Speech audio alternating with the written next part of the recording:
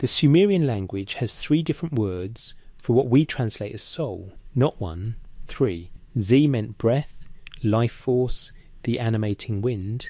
Bar designated essence, the fundamental nature of a thing. Giddim referred to the shade that persists after death, the ghost that remains when breath departs. Modern languages collapse these concepts into a single word, but the Sumerians kept them separate, distinct, precise. They weren't being poetic, they were being technical. In 1889, cuneiform tablets excavated from the ancient site of Sippar arrived at the British Museum. Among them was catalogue number 1889 04 26 236, a clay artefact that would become known as one of the most complete versions of the Atrahasis epic. The tablet describes the creation of humanity, but not in the vague symbolic language we've come to expect from ancient mythology. Instead, it reads like a procedure, a recipe. The text specifies which god was selected for sacrifice, how his blood was collected, what it was mixed with, who performed the mixing, and what was done with the resulting material. It describes the installation of something into the clay and blood mixture, something the text calls the mu, the reason or intelligence, and something else called the napatu, the breath soul, 2 components, installed separately, following a sequence. This is not the language of metaphor. This is the language of a manual. If you're listening to this late at night, perhaps lying in bed while the world outside settles into silence, take a moment to leave a comment about where you are right now. What time is it as you hear these words? What corner of the world are you exploring these ideas from? There's something profoundly connective about knowing we're all pondering the same ancient mysteries from different points on the globe, separated by miles, but united by curiosity. The texts from Sumer claim the Anunnaki created humanity. That much is widely known. What's less discussed is what these texts say the Anunnaki understood about what they were creating. Not just bodies fashioned from clay, not just workers to dig canals, but beings with a complex internal architecture, a layered consciousness composed of distinct elements that could be separated, transferred, installed, and that would continue to exist in different forms after the body failed. The question isn't whether the Anunnaki were real. The question is why Sumerian scribes 4,000 years ago used technical terminology to describe the construction of something we still don't fully understand today, human consciousness itself. Before the first breath. Southern Mesopotamia, the land between the Tigris and Euphrates rivers, witnessed the emergence of the world's first cities sometime around 4500 BCE. The people who built these cities called themselves the Black-Headed People, though history would later know them as Sumerians, named after the region of Sumer where their civilization flourished. They invented the wheel, developed the first writing system, created the first code of laws, and built monumental architecture that still astonishes archaeologists. But perhaps most remarkably, they left behind a detailed account of their own origins, one that contradicts the conventional narrative of human civilization as a slow, independent invention from Stone Age simplicity. The Sumerians didn't claim they invented writing. They said it was given to them. They didn't claim they discovered mathematics and astronomy. They said it was taught. Their texts speak of a time before the cities, before the cultivation of grain, before the organization of irrigation, when the gods themselves walked the earth and established the foundations of civilization. This period, they insisted, preceded what they called the Absugala, the Great Flood, after which humanity had to rebuild from catastrophic loss. In 1849, British archaeologist Austen Henry Layard began excavations at Nineveh and Nimrud in northern Mesopotamia. His discoveries of massive Assyrian palace reliefs and thousands of clay tablets generated enormous excitement in Europe. But it was in the 1880s and 1890s that expeditions began focusing on southern Mesopotamia, on Sumer itself. The University of Pennsylvania launched excavations at Nippur in 1889, a site the Sumerians had considered sacred for millennia. There, beneath layers of sand and decomposed mud brick, archaeologists found tens of thousands of cuneiform tablets. The tablets were catalogued with the designation CBS, the Catherine Bache Smith Collection of the University of Pennsylvania Museum. Among these tablets were literary works, administrative records, mathematical texts, and religious compositions that would eventually be recognized as some of the oldest written documents in human history. CBS 10673, for instance, contained a Sumerian flood narrative now called the Eridu Genesis, predating the biblical flood account by over 1,000 years. The tablet describes not only the flood, but the creation of cities, the establishment of kingship, and the fashioning of humanity by the gods. The decipherment of cuneiform had been achieved decades earlier, beginning with Henry Rawlinson's work on the Behistun inscription in Persia during the 1840s. That trilingual inscription, carved into a cliff face by the Persian king Darius the Great, provided the Rosetta Stone equivalent for cuneiform, allowing scholars to crack the Akkadian language. But Sumerian proved more difficult. It was a language isolate, unrelated to any known language family, and it had been dead for 2,000 years even in ancient times. Only through painstaking comparison of Sumerian Akkadian bilingual texts did scholars slowly piece together its grammar and vocabulary. By the early 20th century, scholars like Samuel Noah Kramer, Thorkild Jacobson, and later Bent Auster were translating Sumerian literary compositions with increasing accuracy. What emerged from these translations was unexpected. The texts weren't vague myths filled with symbolic imagery. They were narratives with specific details, names, places, sequences of events, procedural descriptions. The Sumerians recorded the history of their gods the way bureaucrats record administrative decisions, with precision and attention to detail. The mainstream scholarly interpretation of these texts treats them as mythology in the classical sense, stories created to explain natural phenomena, establish social hierarchies, and provide meaning to human existence. In this view, the gods are personifications of natural forces, creation myths are scientific attempts to understand origins, and the narratives reflect the values and concerns of ancient society. This interpretation has considerable merit. The texts clearly served social and religious functions, encoding cultural norms and providing ideological justification for kingship and temporal authority. But this conventional reading struggles with certain aspects of the texts. It doesn't easily account for the procedural precision, the technical terminology, or the consistent claim across multiple independent compositions that civilization was inherited rather than invented. It treats the Sumerian insistence on pre-flood antecedent cultures as pure fantasy, despite the fact that the Sumerians demonstrated sophisticated knowledge in multiple domains that couldn't have developed overnight. And it sidesteps the question of why the creation narratives describe not a simple divine utterance or magical act, but a complex procedure involving specific materials, sequences, and the transfer of what the texts consistently describe as divine essence into mortal form. The cities of Sumer, Eridu, Uruk, Ur, Lagash, Nippur all claim to be older than the archaeological record directly confirms.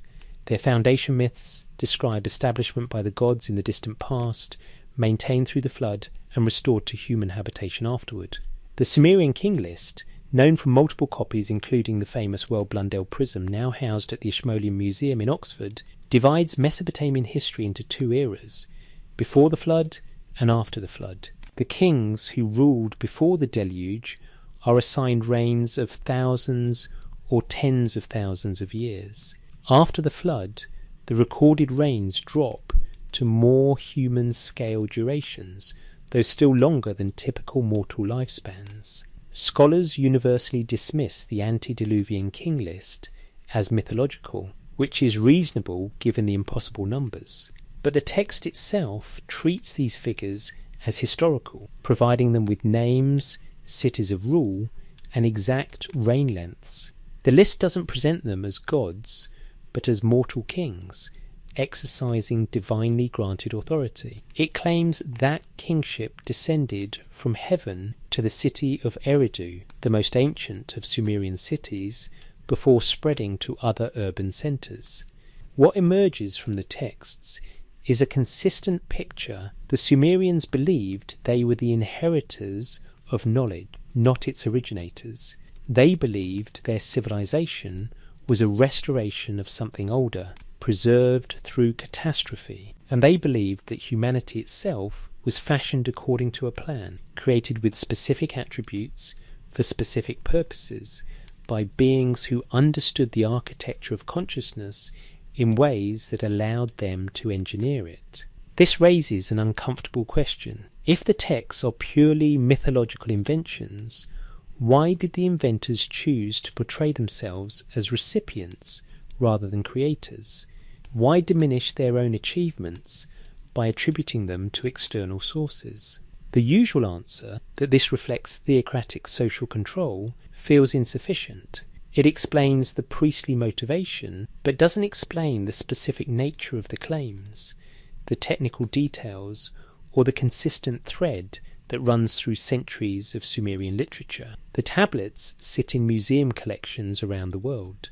The University of Pennsylvania Museum, the British Museum, the Louvre, the Oriental Institute in Chicago, the Istanbul Archaeological Museum. They're fragments of baked clay covered in wedge-shaped impressions, physically unremarkable objects that somehow preserve memories 4 to 5 millennia old. When archaeologists excavated them, they were finding texts that had been copied and recopied by scribes who themselves were copying compositions already ancient in their time. Some of these narratives may extend back to oral traditions predating writing itself, memories encoded in story and handed down through generations until scribes finally committed them to permanent form. And at the centre of many of these narratives is a set of claims about human origins that doesn't match the reassuring progression from primitive to civilized that we prefer to imagine. Instead, the texts suggest that we were made, that the making involved a process, that those who performed the process understood something about consciousness that allowed them to install it, component by component, into biological form. The divine assembly's problem. The story, as preserved in the old Babylonian version of the Atrahasis epic, begins not with humanity, but with divine labour. Before humans existed, the gods themselves performed the work of maintaining creation. The text describes 2 classes of deities, the Anunnaki, described as the great gods, and the Igigi, often called the younger gods or lesser gods. The Igigi were assigned the heavy labour, digging the rivers, maintaining the irrigation channels, dredging the watercourses. This work, the text specifies, went on for 40 years.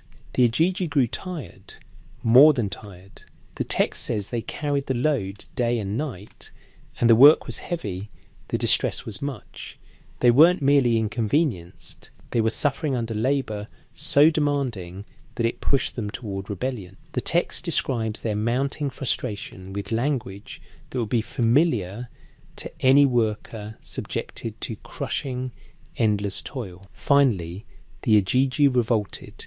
They burned their tools. They approached the house of Enlil, the chief god, during the night. The text specifies that they surrounded the house and that Enlil heard their noise. This wasn't a polite petition. This was an uprising, gods confronting gods, workers refusing to continue their function. Enlil's response reveals the stakes. He bolts his door. He summons the other great gods, Anu and Enki, to an emergency council. The Anunnaki face a crisis. The cosmic order depends on work being done, but those assigned to do the work have refused to continue. In a human society, this would be resolved through force or compromise. But these are gods. The Igigi can't simply be overpowered or dismissed. Enki, the god of wisdom and crafts, offers a solution. He proposes the creation of a being specifically designed to assume the labour burden. The text records his words, while the birth goddess is present, let her create a human being. Let man carry the load of the gods. This isn't the language of divine generosity or creative abundance. This is problem solving, a proposal to manufacture a replacement workforce.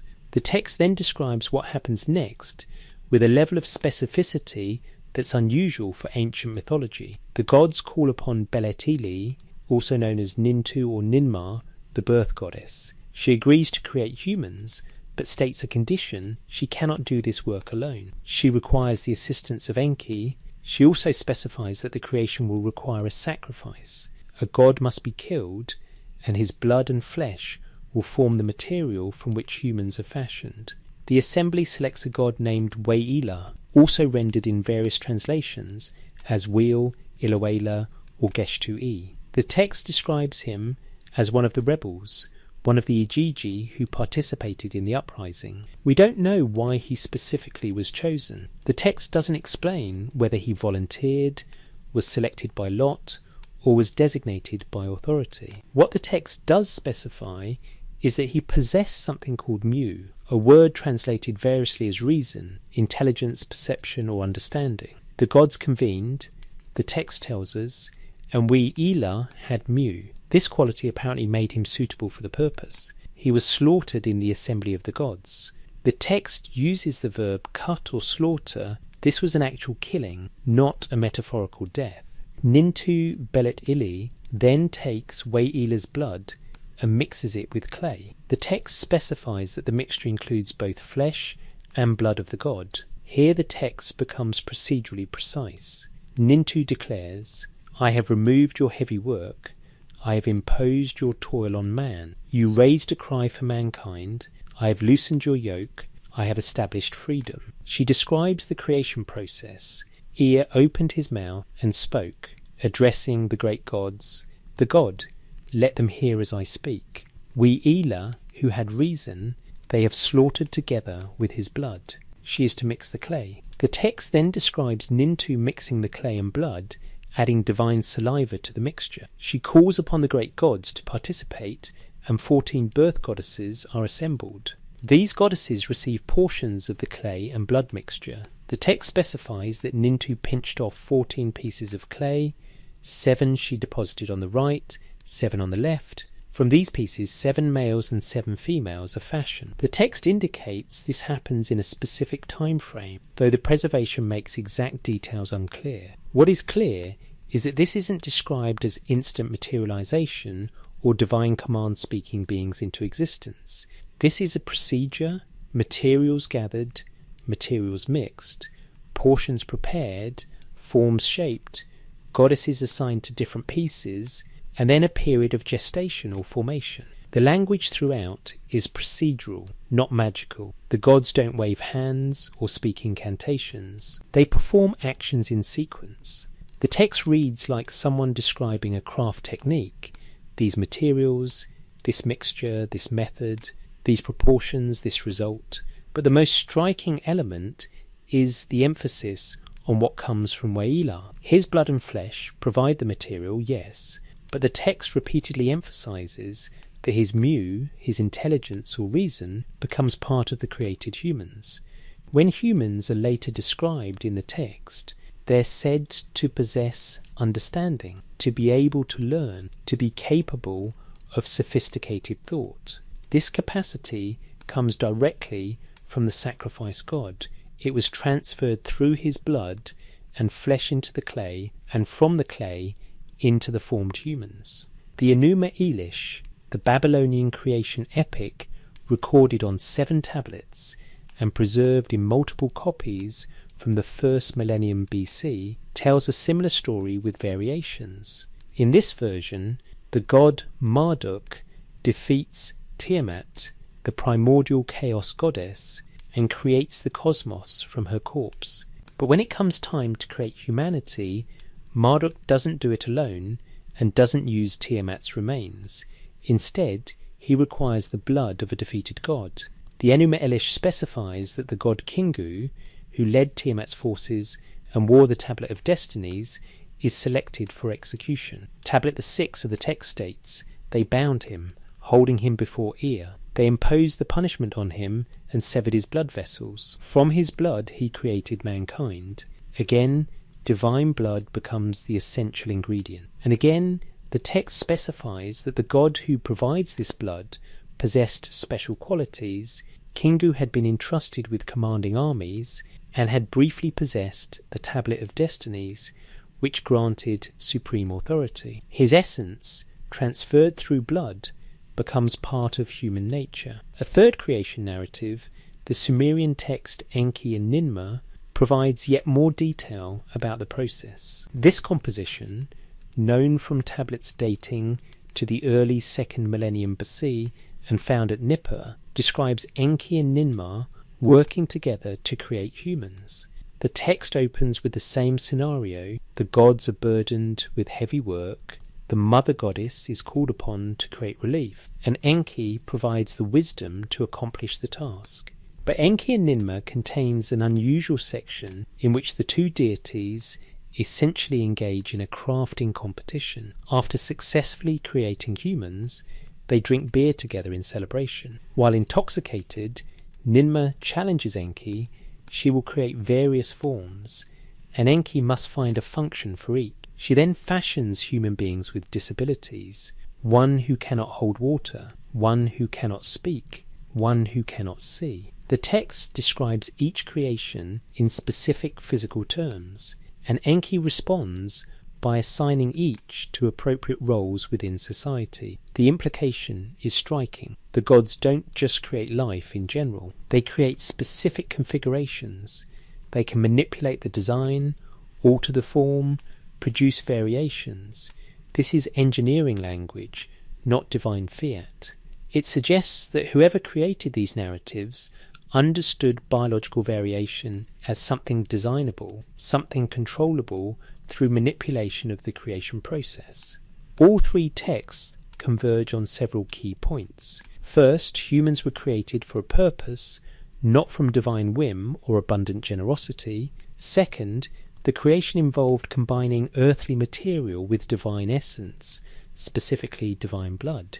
Third, this process transferred qualities from the divine to the human: intelligence, reason, understanding. Fourth, the process was procedural, requiring knowledge, skill, and following specific steps. Fifth, the creation wasn't instantaneous, but involved stages, sometimes including a period of gestation. These are not the characteristics of purely symbolic mythology. Symbolic myths tend toward vague creative acts, mysterious transformations, divine utterances that cause existence. These texts do the opposite. They specify, enumerate, describe procedure, and emphasize that the gods themselves didn't fully understand what they were doing. They had to experiment, refine, and collaborate to achieve the desired result. The question these texts raise is uncomfortable. Why would mythological narratives invented to explain human origins go out of their way to describe such complexity and specificity? If the purpose was merely to assert divine origin and human subservience, a simple "the gods made us" would suffice. Instead, the texts describe a process that sounds less like religious mythology and more like someone trying to preserve the memory of an actual procedure, even if the complete understanding of that procedure has been lost. Blood, clay, and the sacrificed god. The emphasis on divine blood in Mesopotamian creation accounts deserves closer examination. Blood in these texts isn't merely symbolic of life. It's treated as the carrier of specific attributes, particularly intelligence and divine essence. The repeated insistence across multiple independent compositions that human consciousness derives specifically from divine blood suggests this was considered a critical technical detail, not decorative mythology. The Atrahasis epic specifies that we Elah possessed Mu. This Akkadian word appears in various contexts throughout Mesopotamian literature, always referring to mental capacity, understanding, or rational thought. When the text states that we Elah who had Mu was slaughtered, it's establishing a direct connection between his blood and the transmission of cognitive ability. The text then explicitly states that humans, once created, possess this quality. They can understand instructions, plan work, develop skills. The Mu has been successfully transferred from divine to mortal form. But the texts describe a second element being installed alongside the Mu. This second component is called Napitu in Akkadian, corresponding to the Sumerian sea. Standard translations render this as breath soul or life breath, but the term carries more specific connotations. Napitu refers to the animating principle, the force that causes a biological form to move, function, and persist. It's not the same as Mu. The texts distinguish them carefully. The creation procedure in Atrahasis describes both being incorporated into the clay and blood mixture, but the text treats them as separate installations. The Mu comes through the blood of the sacrifice god. The Napitu appears to be breathed or invoked into the mixture by the birth goddesses during the formation process. Two distinct operations installing two distinct components. This raises a question. If these are purely metaphorical texts about divine creation, why maintain this distinction? Why not simply say the gods breathed life into clay, as biblical tradition would later simplify it?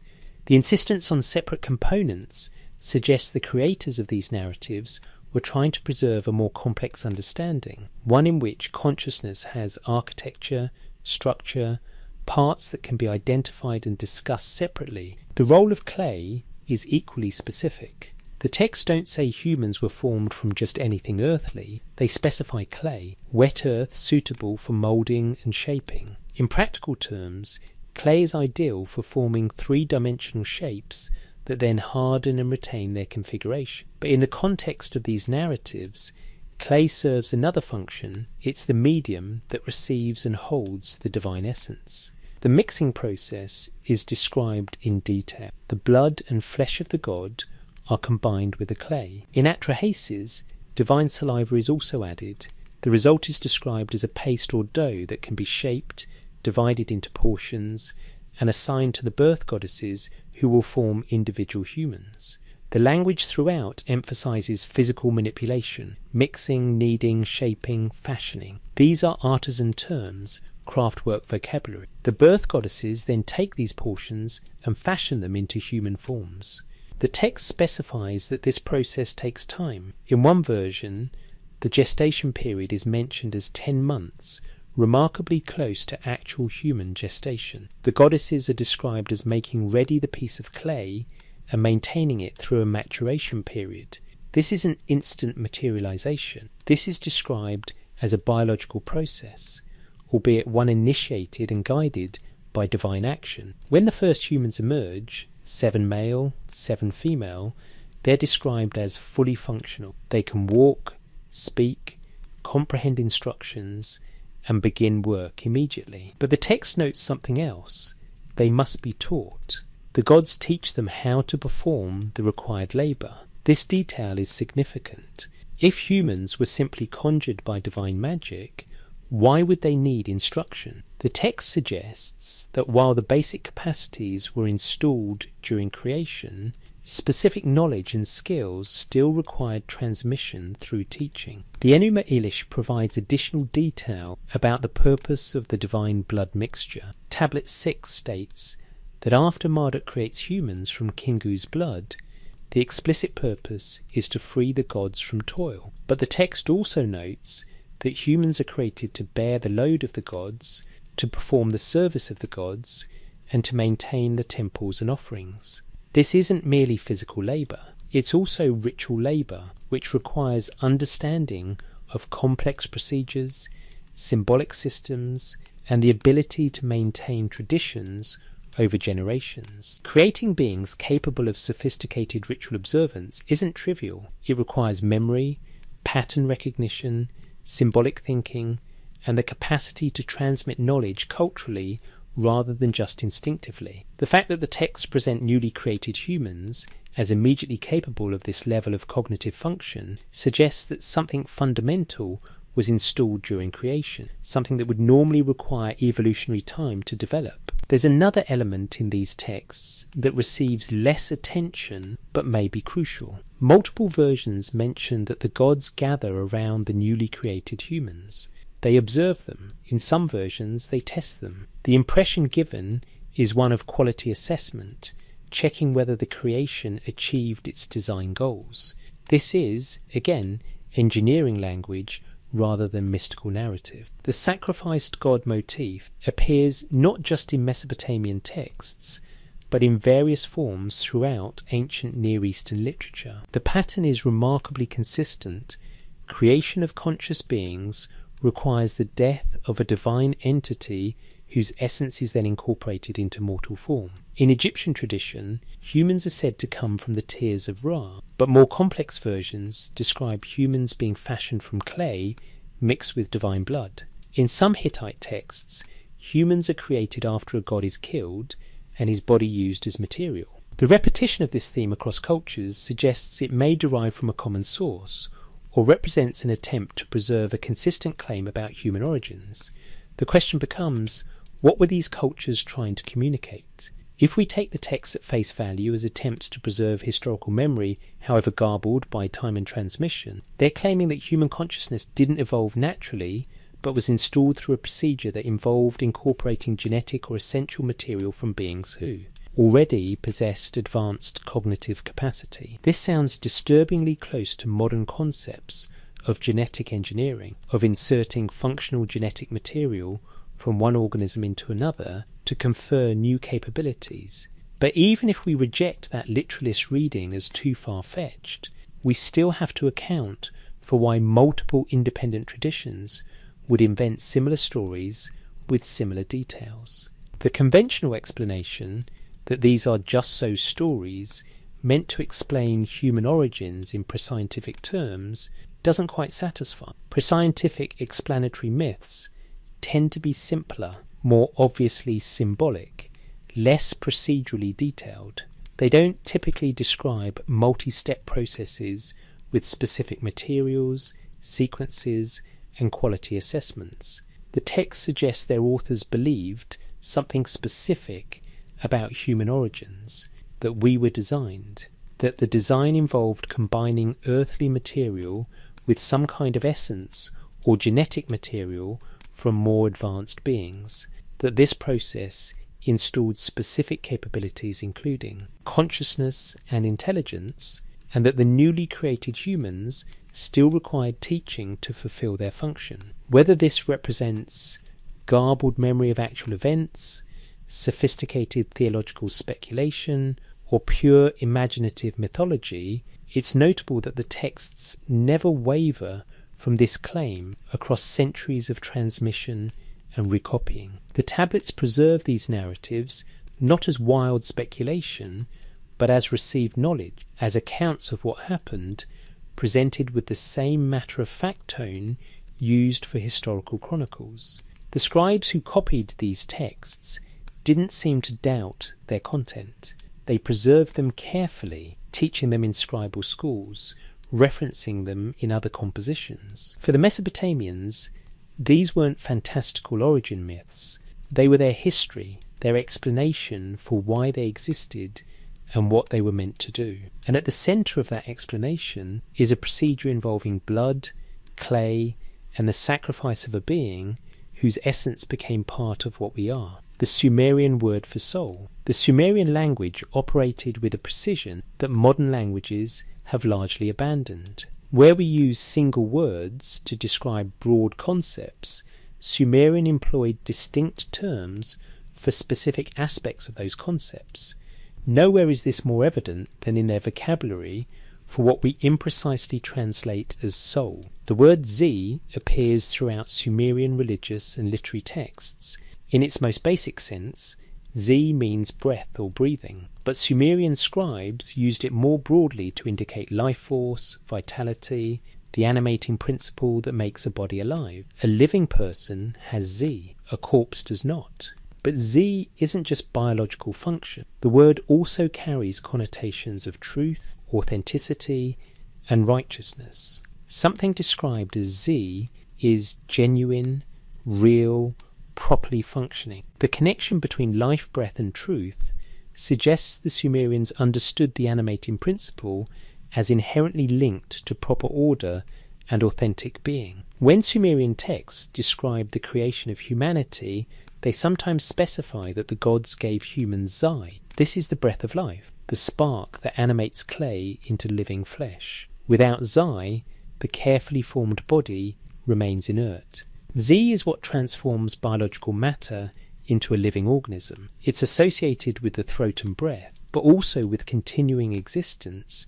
To establish the Z of someone means to ensure their ongoing life and well-being. But Z isn't personality or consciousness.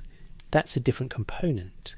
The Sumerian word Bar Shaya doesn't mean soul in the same sense as Z. Bar indicates essence, the fundamental nature of a thing, what makes something what it is rather than something else. When applied to persons, Bar refers to the unique quality that makes each individual distinct. It's closer to our concept of identity or essential self. Bar is what makes you you rather than someone else. It's the configuration, the pattern, the specific set of characteristics that define a particular being. In some contexts, Bar appears in conjunction with terms for children, suggesting it's the carried essence, the identity that parents transmit to offspring. But Bar can also be discussed independently of biological inheritance, implying it's a transferable or installable attribute. When texts describe the gods giving humans something in addition to Zai, that something often relates to Bar, the essential nature, the configuration that makes humans capable of thought and individuality. Then there's Gidim Daulan, which refers specifically to the shade or ghost, the aspect of the person that persists after death. Gidim is not Z. When someone dies, their Z departs, their breath stops, their life force is gone, but Gidim remains. It's the post-mortem entity that descends to the underworld, the Kur, where it exists in diminished form. The Sumerians believed that proper burial rites and ongoing offerings from the living sustained the Gidim, keeping it content in its afterlife existence. Neglected Gidim could become troublesome, returning to disturb the living. The existence of Gidim as a distinct concept suggests the Sumerians understood consciousness or identity as separable from biological animation. The body dies, the breath soul zelm departs, but something else, the shade, the pattern, the identity configuration, continues. It continues in reduced form without the full vitality of life, but it remains nonetheless. The Akkadian language, which succeeded Sumerian as the primary spoken language in Mesopotamia, borrowed these concepts but modified the terminology. The Akkadian term Napatu corresponds roughly to Sumerian Z, indicating breath, soul, and life. But Akkadian developed a more complex vocabulary for post-mortem existence. The word Imu, borrowed from Sumerian as a modification of Gidim, referred to the ghost or shade, but Akkadian texts elaborate on the nature of this entity in ways that Sumerian sources don't. Akkadian funeral texts describe the Imu as requiring regular offerings of water, bread, and oil from living descendants. Without these offerings, the Imu suffers thirst and hunger. But the Imu isn't merely passive. It retains awareness, memory of its former life, and the capacity to affect the living through dreams, omens, or direct manifestation. The Imu remembers who it was, maintains relationships with living relatives, and can feel satisfaction or anger depending on how it's treated. This suggests that Mesopotamians understood the post-mortem shade as retaining significant attributes of the living person: memory, emotion, relationship bonds, identity. The Imu isn't a blank spectre. It's a reduced but still recognizable version of the person who died. When we examine the creation narratives with this vocabulary in mind, the procedural language becomes clearer. The Atrahasis epic describes installing both Napatu, Lacedaean for breath soul, equivalent to Sumerian Zai, and Mu, intelligence/undersnown, into the clay and blood mixture. These are treated as distinct operations. The breath soul animates. The intelligence enables thought. Both are necessary, but they're different components.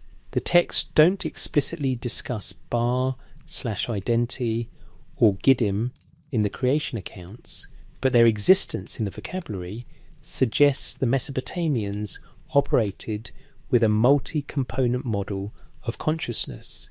A human being wasn't a unified soul inhabiting a body. A human being was a composite, biological form, animating principle, intelligence, essential nature, and potential for post-mortem continuation. Mokchinalnim sruiniamim. This is strikingly similar to Egyptian concepts of the soul, which also divided human consciousness into multiple components. The Egyptians spoke of Ka, Ba, Ak, Effectapirit, and other elements, each with distinct characteristics and fates after death. The parallel suggests that ancient Near Eastern cultures generally operated with a more complex anthropology than later Western traditions, which tended to simplify consciousness into a binary body-soul division. The precision of Sumerian terminology suggests their understanding of human nature wasn't vague or purely metaphorical. They were attempting to describe actual components or aspects of consciousness that they believed could be distinguished and discussed separately. Whether they developed this model through careful philosophical analysis, preserved it from older teaching, or observed something about consciousness that our own culture has since forgotten remains an open question. But the language itself is evidence.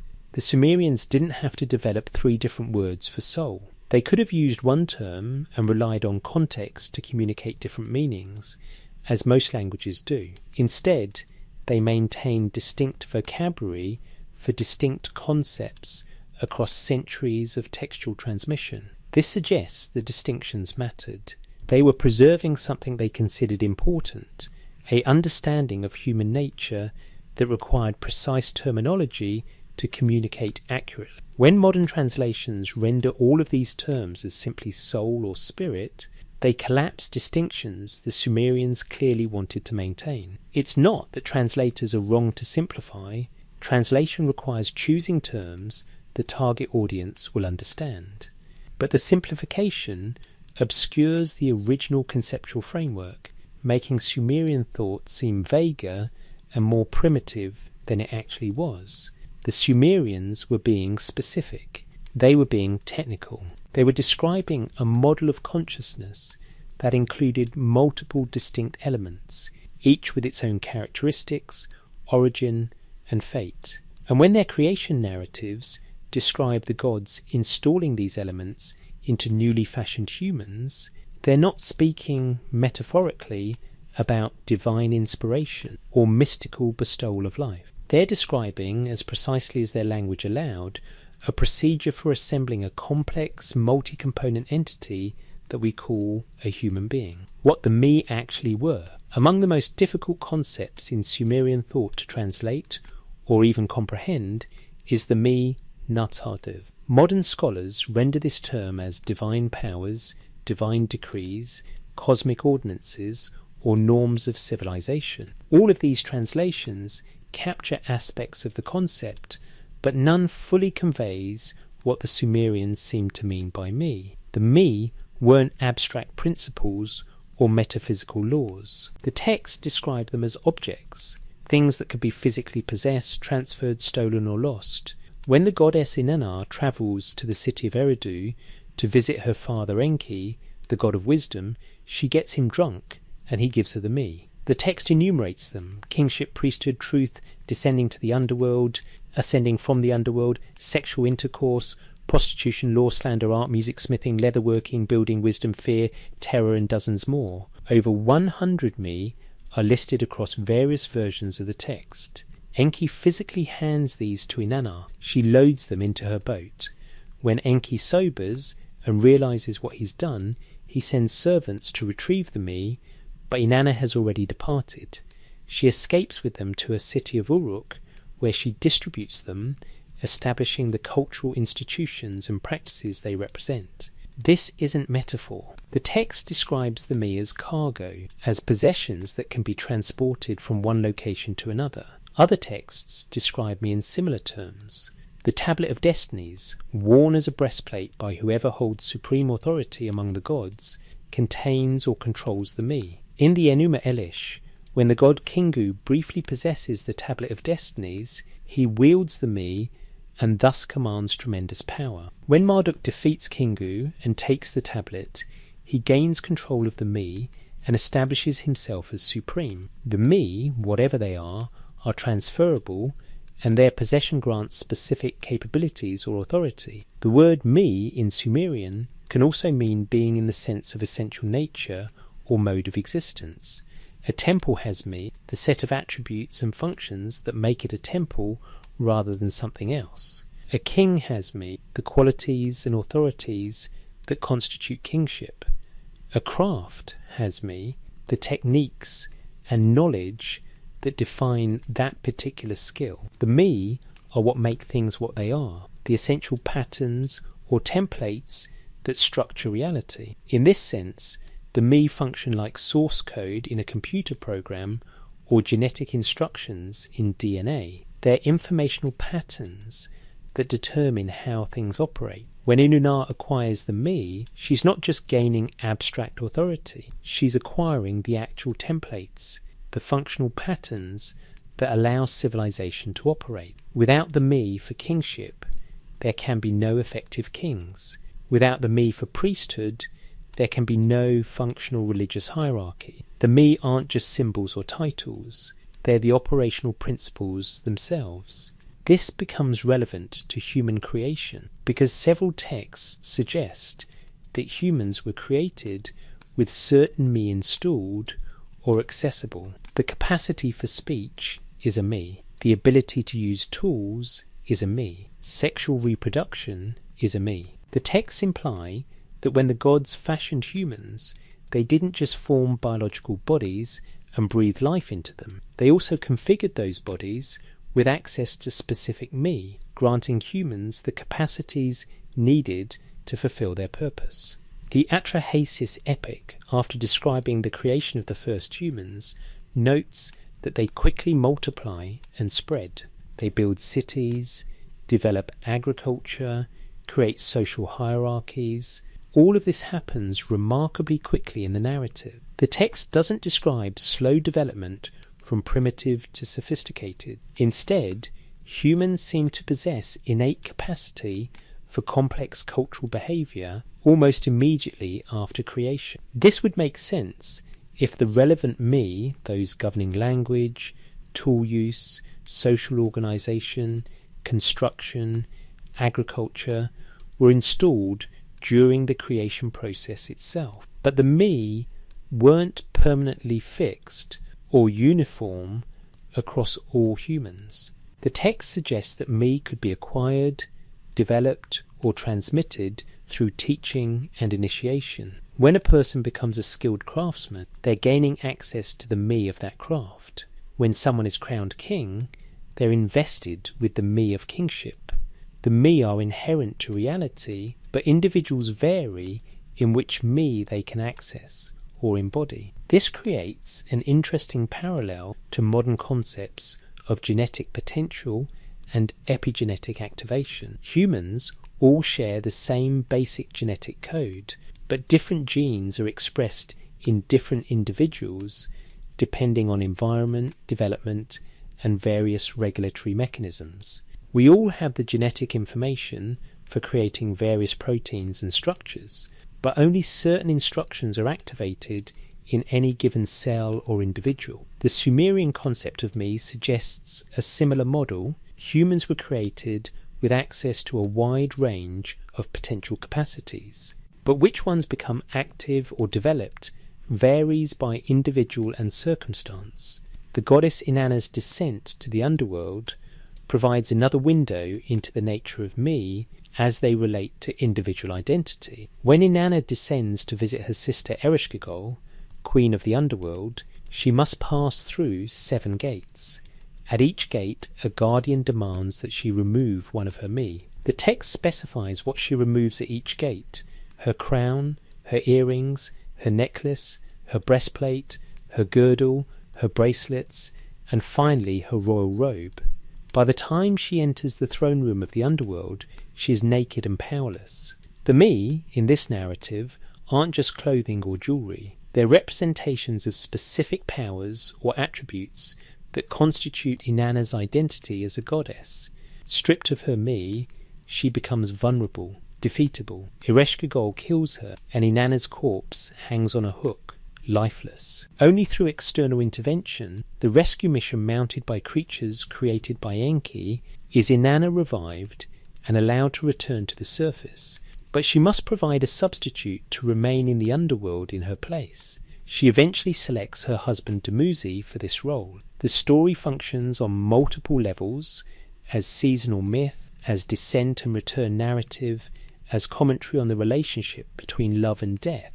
But it also demonstrates the Sumerian understanding that identity and power consist of multiple separable components.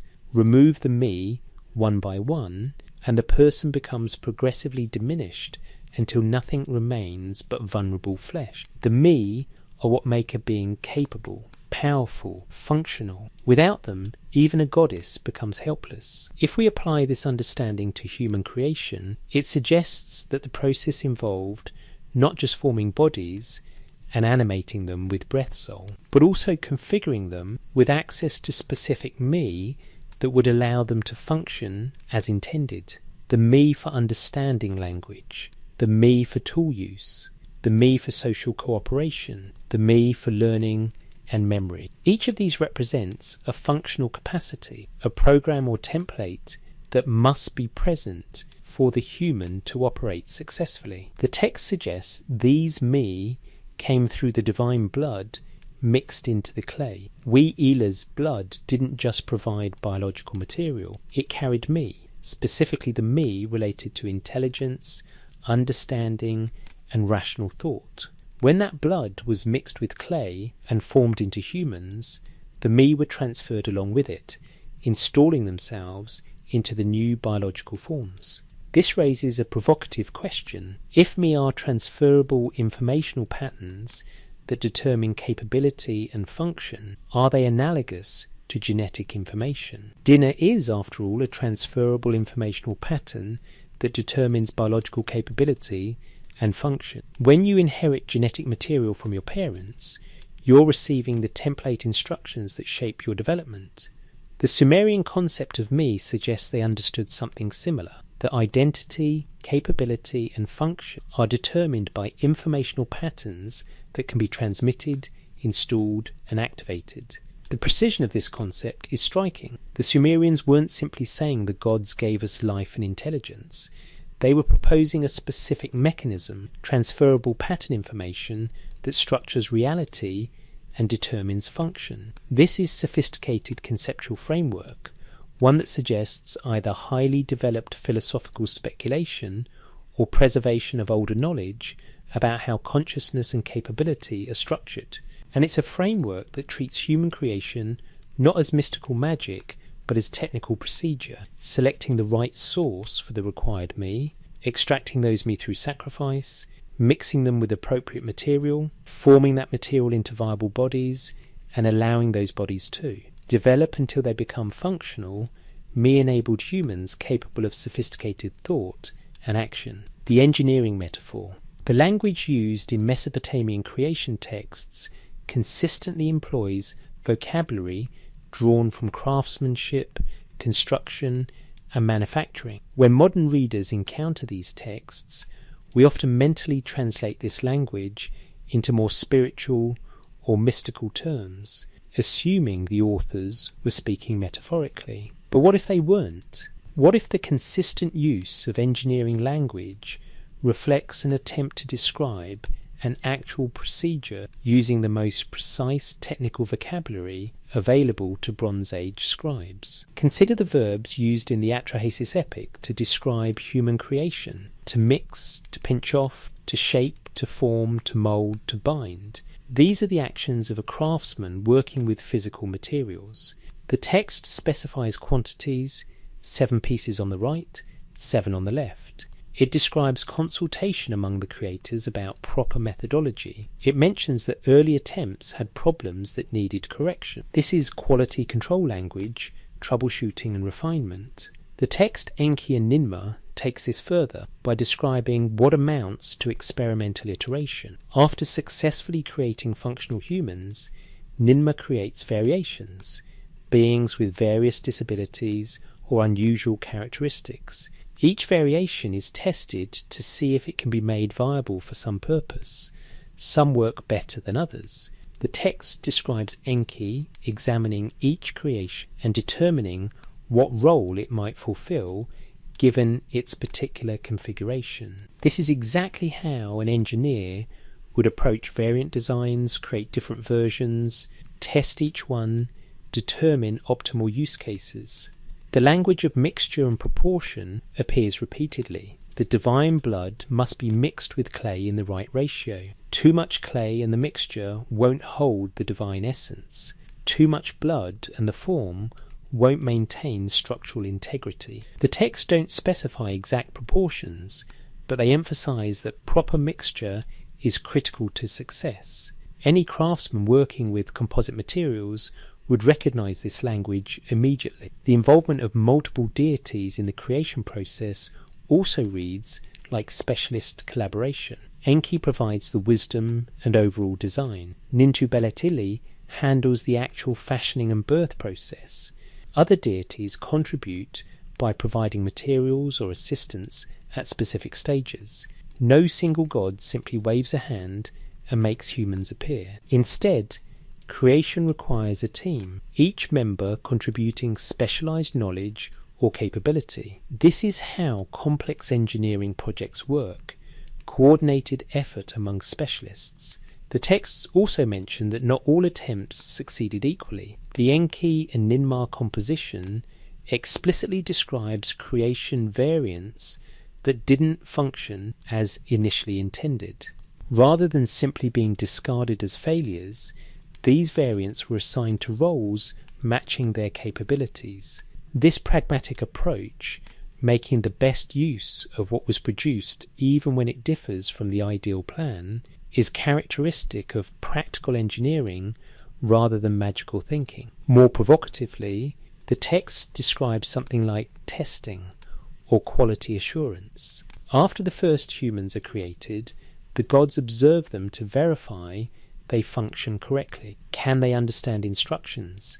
Can they perform work? Can they reproduce?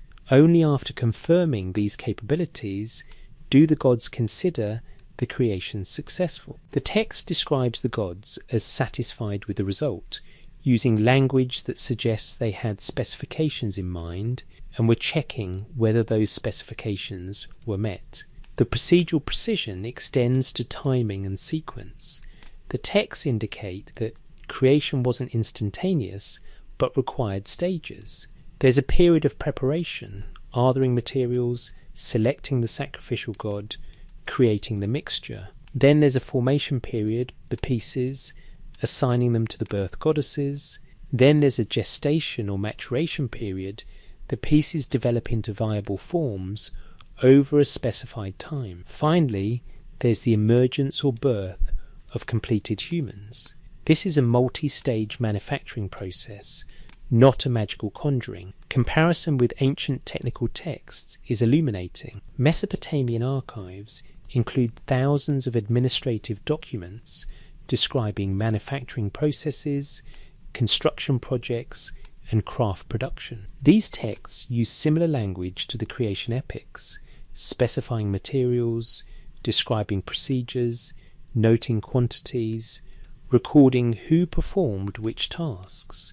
The tone and vocabulary of the creation narratives is remarkably similar to the tone and vocabulary of these mundane technical documents. For instance, texts describing the construction of cult statues use almost identical language to texts describing the creation of humans. The statue makers gather materials, wood, gold, precious stones. They ritually purify these materials.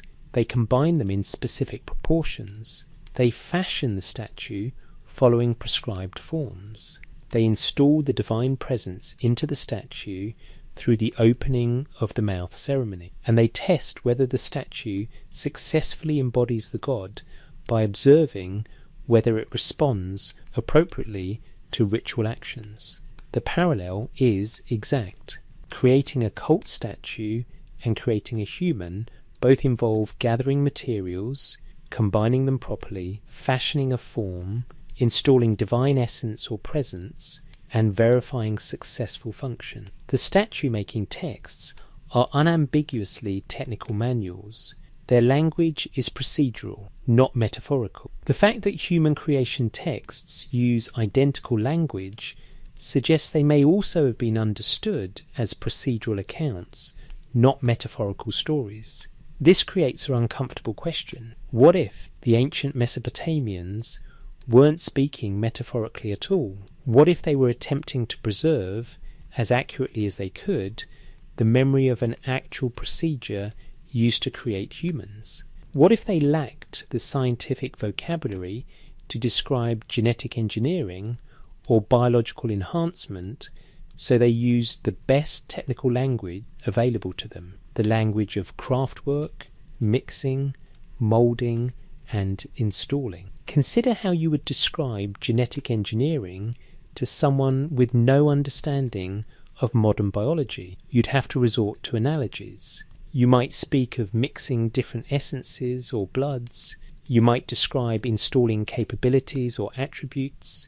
You might refer to the patterns or templates that determine how a being develops. You might emphasize that the process requires specialists working in sequence, that it involves careful proportion and procedure, and that the results need to be tested to verify success. In other words, you describe it exactly as the Mesopotamian creation texts do. This doesn't prove the texts describe genetic engineering. It doesn't prove ancient aliens or lost advanced civilizations. But it does suggest that dismissing these texts as purely metaphorical or imaginative mythology may be premature. The consistent use of technical, procedural language across multiple independent compositions suggests the authors believed they were describing something real, something that actually happened according to a specific procedure. Whether that belief was accurate, whether it represented garbled memory of actual advanced biotechnology, or whether it was sophisticated philosophical speculation about the nature of human origins, remains an open question. But the texts themselves don't read like speculation or metaphor. They read like someone trying to accurately record a procedure, even if the complete technical understanding has been lost in transmission. The engineering metaphor runs throughout Mesopotamian religious thought. The cosmos itself is described as a constructed artifact, not a mystically emanated reality. The gods built the heavens and earth like architects constructing a temple. They established the cosmic order by assigning roles and functions to various elements. They maintain creation through ongoing supervision and occasional intervention. This is administrative and engineering language, not mystical or organic imagery. If the cosmos is engineered, if temples are engineered, if the social order is engineered, why would human beings be different? The texts suggest they aren't. Humans, like everything else in creation, were designed and manufactured according to specifications to fulfill a purpose. The procedure was complex, requiring specialized knowledge and collaborative effort, but it was procedure nonetheless. And somewhere in the dim reaches of Sumerian memory, that procedure was important enough that they preserved every detail they could, copying the text generation after generation, maintaining the technical vocabulary even when its full meaning may have been obscured, ensuring that some record would survive of how we came to be. the image and likeness problem. The concept of humans being created in the image of the divine appears in multiple ancient Near Eastern traditions, most famously in Genesis 1:26-27. But this phrase is often misunderstood as referring to physical appearance.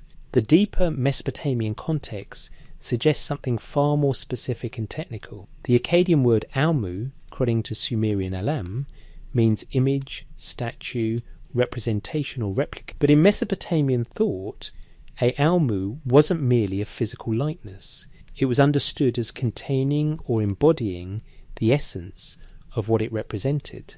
A cult statue, the Almu of a god, didn't just look like the god. It became the god's earthly presence through the installation of divine essence during consecration rituals. The statue and the god were distinct entities, yet the statue genuinely embodied the god's presence and power. When texts describe humans as created in the Almu or image of the gods, they're making a parallel claim. Humans aren't just shaped to look like gods, they embody divine essence. They carry within themselves something of the divine pattern, the divine nature. This is why they're capable of sophisticated thought, language, culture, and ritual. They possess, in limited and mortal form, capacities that properly belong to divine beings. This concept appears explicitly in the Atrahasis epic and related texts. Humans are fashioned from earth, mixed with divine blood. The blood carries divine essence, the mu, the napatu, and by implication, the pattern or template that defines divine nature. When that blood is mixed with clay, it imprints the clay with divine characteristics. The resulting human is an earthly being with divine-derived attributes. The text specifies that this transfer happens at a physical level. The blood literally mixes into the clay. This isn't symbolic transfusion or mystical blessing from a distance.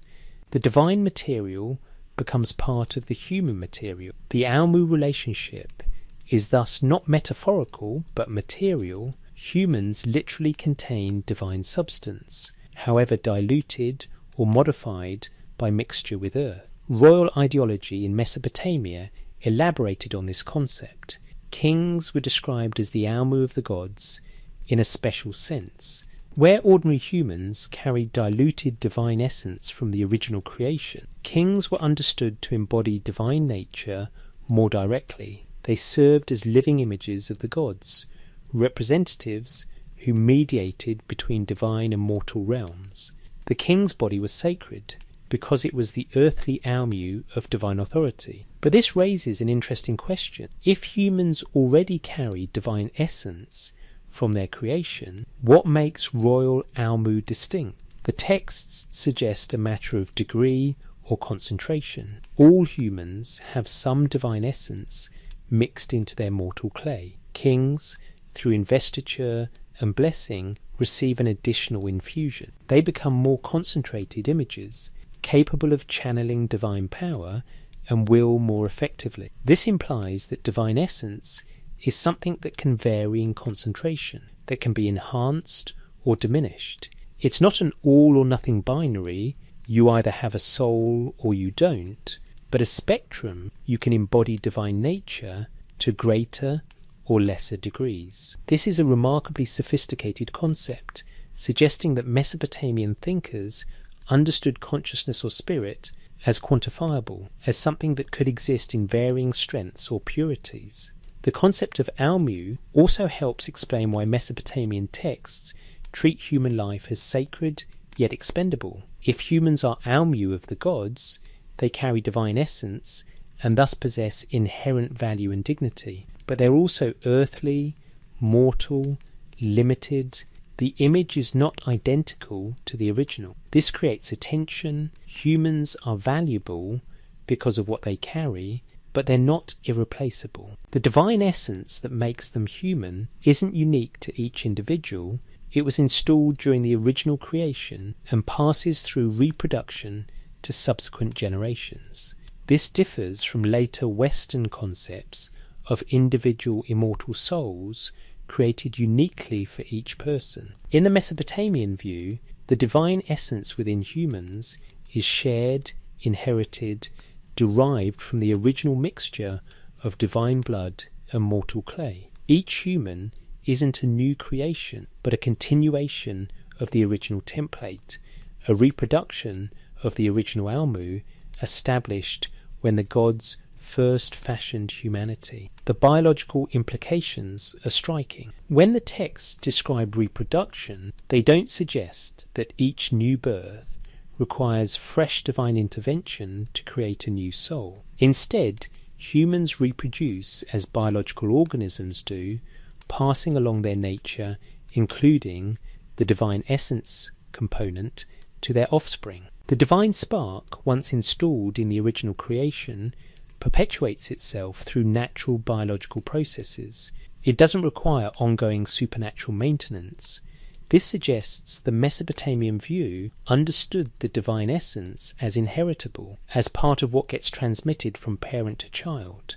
In modern terms, we'd say it's genetic, encoded in the biological information that passes through reproduction. The texts, lacking genetic vocabulary, describe it as divine blood mixed into clay that then reproduces itself. But the functional claim is identical. There's something essential to human nature, distinct from mere animal biology, that passes from generation to generation through natural reproduction. The Almu concept also addresses a theological problem. If humans are divine images, why are they so obviously inferior to the gods?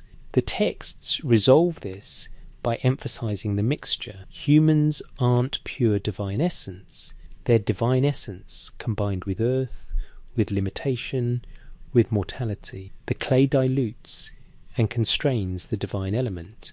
The image is therefore imperfect, capable of malfunction, subject to decay. The Enki and Ninmah text makes this explicit in its disability competition section. When Ninmah creates variant humans with different physical or mental limitations, she's demonstrating that the mixture doesn't always produce identical results. Sometimes the clay dominates, sometimes the divine essence fails to fully integrate, sometimes the proportions aren't optimal. The result is human diversity, different capabilities, different limitations, different configurations of the same basic divine earthly mixture. This is again sophisticated thinking. Rather than positing that all humans are identical or that variations represent divine punishment, the texts suggest that human diversity results naturally from the complex procedure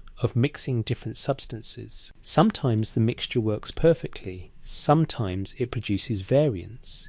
Both outcomes are natural results of the process itself, not separate acts of divine will. The concept of Almu, thus, provides a framework for understanding what the Mesopotamians believed made humans human, not just biological form, not just conscious awareness, but specifically the presence of divine essence installed during creation through the mixing of divine blood with earthly clay, perpetuating itself through reproduction, existing in varying concentrations and configurations across different individuals, but always present, always marking humans as fundamentally different from purely earthly animals. When Genesis adapts this concept with its phrase "in our image," after our likeness, it's drawing on this rich Mesopotamian tradition. The biblical text simplifies the concept, removing the detailed procedural description and the explicit reference to divine blood, but it preserves the core claim: humans embody divine essence, they're created to be earthly representatives of divine nature, and this special status sets them apart from other creatures. But the Mesopotamian sources provide the technical detail that Genesis omits. They explain the mechanism, mixture of divine and earthly material. They specify the procedure, sacrifice, blood collection, clay mixing, formation, gestation. They describe the result: beings who carry divine intelligence and breath soul in mortal earthly form. They preserve, in other words, what may be the original procedural account that later traditions simplified into theological statements. Whether that original account represents accurate historical memory, sophisticated philosophical theorizing, or imaginative mythology. It's notable that the Mesopotamians chose to express it in technical procedural terms rather than vague mystical language. They were making a specific claim about human nature, that we are hybrids, mixtures, beings that combine earthly and divine elements in a single form. And they insisted that this hybrid nature wasn't accidental or metaphorical, but resulted from a deliberate procedure carried out by beings who understood what they were doing well enough to make it work. Kingship descended from heaven. The Sumerian king list stands as one of the most enigmatic documents from the ancient world. Preserved in multiple copies, the most complete being the Weld Blundell Prism, housed at the Ashmolean Museum in Oxford, this text presents itself as a straightforward historical chronicle, a list of kings who ruled in Mesopotamia from the beginning of kingship to the present day of the text's composition. But the king list contains an impossible claim. Before the flood, it records 8 kings ruled over 5 cities for a combined total of 241,200 years. The reigns range from 43,200 years to 18,600 years per individual king. After the flood, the text continues, kingship descended from heaven again, and subsequent dynasties ruled for progressively shorter periods, first thousands of years, then hundreds, eventually approaching human-scale lifespans. Mainstream scholarship dismisses the antediluvian section as purely mythological, symbolic numbers without historical content. This is the safe interpretation, the scholarly consensus. But it leaves questions unanswered. Why would a king list that becomes increasingly historical and verifiable as it approaches its own time begin with wildly fantastic numbers? Why not simply start with the post-flood dynasties that can be correlated with archaeological evidence? The text itself offers an answer. It's structured around a fundamental divide, before the flood and after the flood. This catastrophe represents not just a break in dynastic succession, but a transformation in the nature of kingship itself. Before the flood, kings ruled for vast durations. After the flood, lifespans shortened dramatically. The text treats this shift as significant, marking a fundamental change in human condition. The phrase kingship descended from heaven appears at the beginning of the list, and again after the flood. This language suggests kingship isn't a human invention or natural development from primitive tribalism. It's presented as a gift, a institution established by divine authority and granted to humanity. The first city to receive kingship was Eridu, the most ancient of Sumerian urban centres, located in the extreme south of Mesopotamia, near the marshes where the Euphrates historically met the sea. Eridu holds special significance in Sumerian tradition. Multiple texts describe it as the first city, the place where civilization began. Archaeological excavations at the site, conducted by Iraqi archaeologists in the 1940s and 50s, revealed temple remains extending back to the Ubaid period, 5000, before the Sumerians themselves appeared in the historical record. The temple was rebuilt and expanded numerous times, always on the same sacred spot, suggesting continuous cultic activity over millennia. Sumerian mythology identifies Eridu as the cult centre of Enki, the god of wisdom, and the Abzu, the subterranean freshwater ocean. Enki is consistently portrayed as the god most concerned with human welfare, the one who warns humanity about the coming flood, who provides them with knowledge and skills, who teaches them the arts of civilization. If kingship descended from heaven to any city, Sumerian logic would place it at Eridu under Enki's patronage. The antediluvian kings ruled over 5 cities according to the king list: Eridu, Bad Tibera, Larag, Zimbir, and Shuruppak. Of these, Eridu and Shuruppak are archaeologically verified as very ancient settlements. The others are more problematic to identify with certainty, but the text insists these cities existed before the flood, that they were seats of divinely ordained kingship, and that they were centres of civilization that was then catastrophically destroyed. The Eridu-Genesis, another Sumerian composition, provides additional context. This text describes the creation of humans, the establishment of the first cities, the institution of kingship, and the approach of the flood. It presents a sequence. First humans are created, then cities are founded, then kingship is established to organise human society, then civilization develops to a high level, then the flood comes and destroys it all. Only one man, Ziusudra, survives by building a boat on divine instruction. After the flood, according to these texts, kingship has to descend from heaven again because the previous kings and their dynasties were destroyed. But something has changed. The post-flood kings rule for shorter periods. Knowledge has to be retaught.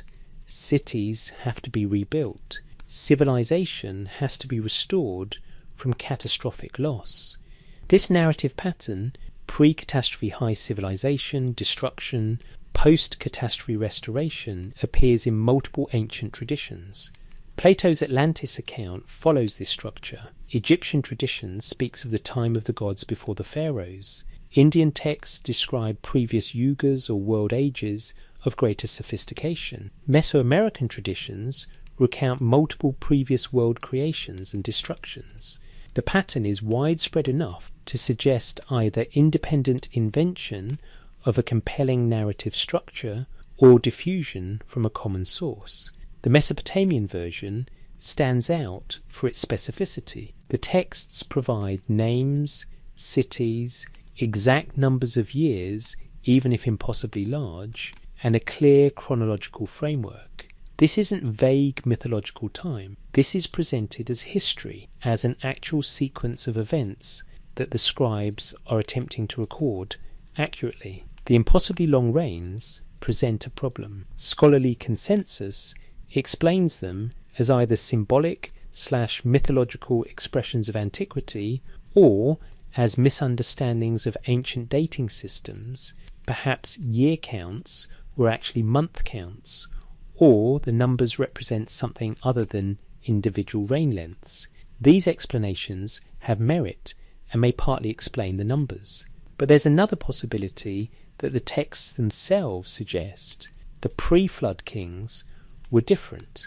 The Sumerian king list doesn't describe them as fully human. It doesn't specify what they were, but the extraordinary reign lengths imply extraordinary nature. Several of the antediluvian kings have names that connect them to divine figures.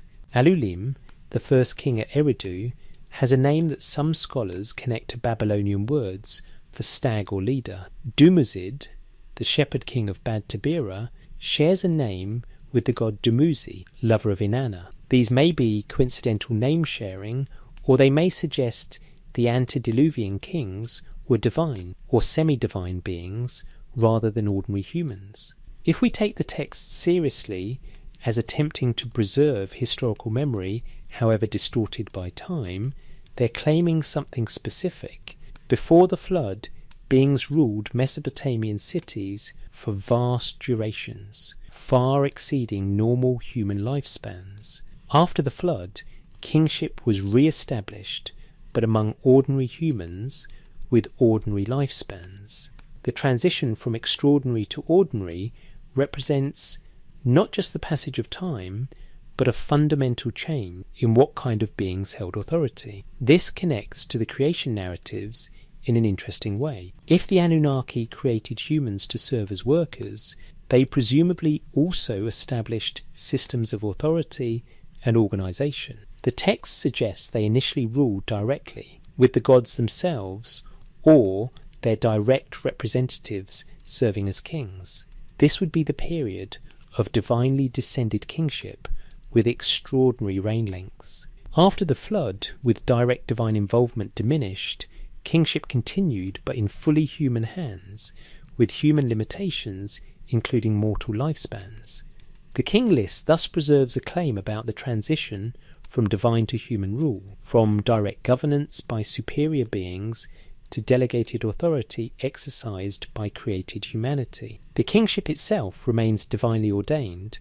The text insists on this repeatedly. but its exercise shifts from superhuman to human actors.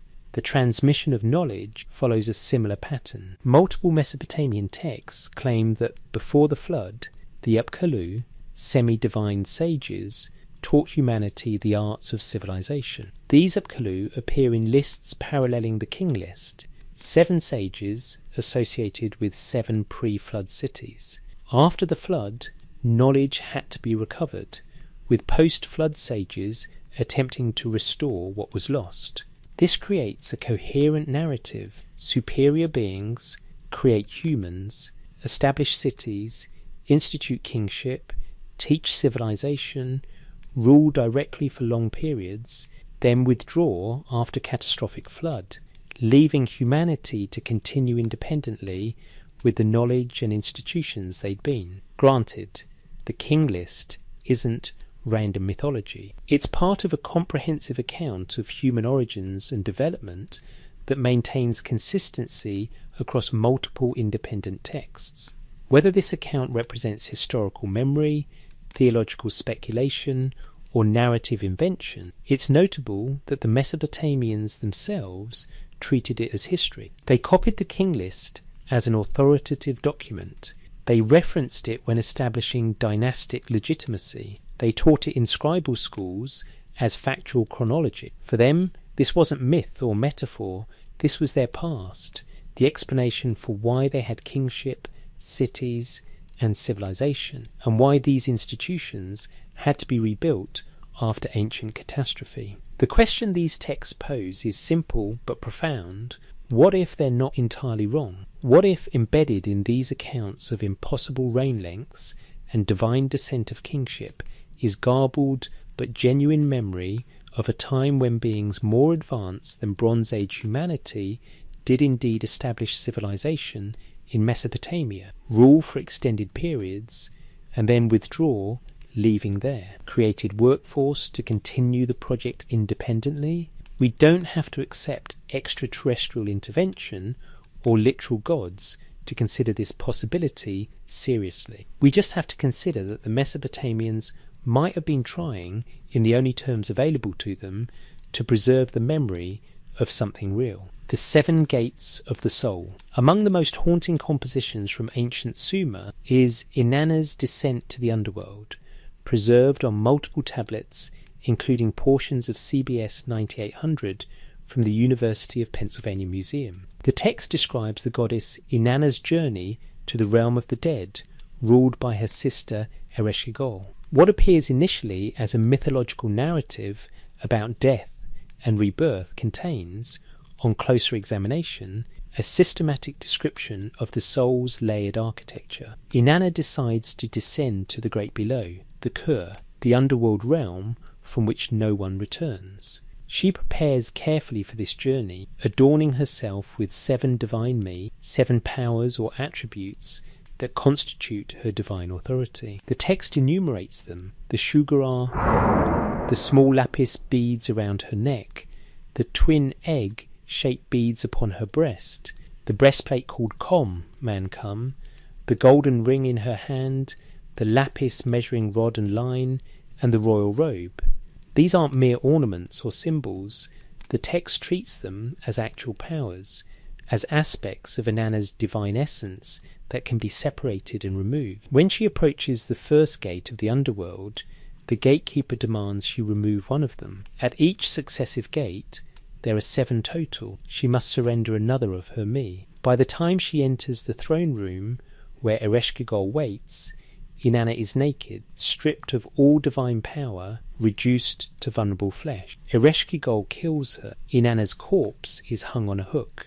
The goddess of love, fertility, and sovereignty becomes a lifeless body in the land of the dead. Only through external rescue, creatures sent by Enki to appeal to Ereshkigal's mercy, is Inanna eventually revived and allowed to return. But she must send a substitute to take her place in the underworld. She chooses her husband Dumuzi, who had failed to mourn her death. The narrative works as myth on multiple levels, but it also functions as a map of consciousness, a description of how the soul's components can be stripped away layer by layer until nothing remains but the biological substrate, which can then die. The 7 gates represent 7 levels of identity, 7 aspects that constitute a conscious, powerful being. Remove them sequentially, and the being progressively diminishes until death becomes possible. This matches the multi-layered soul concept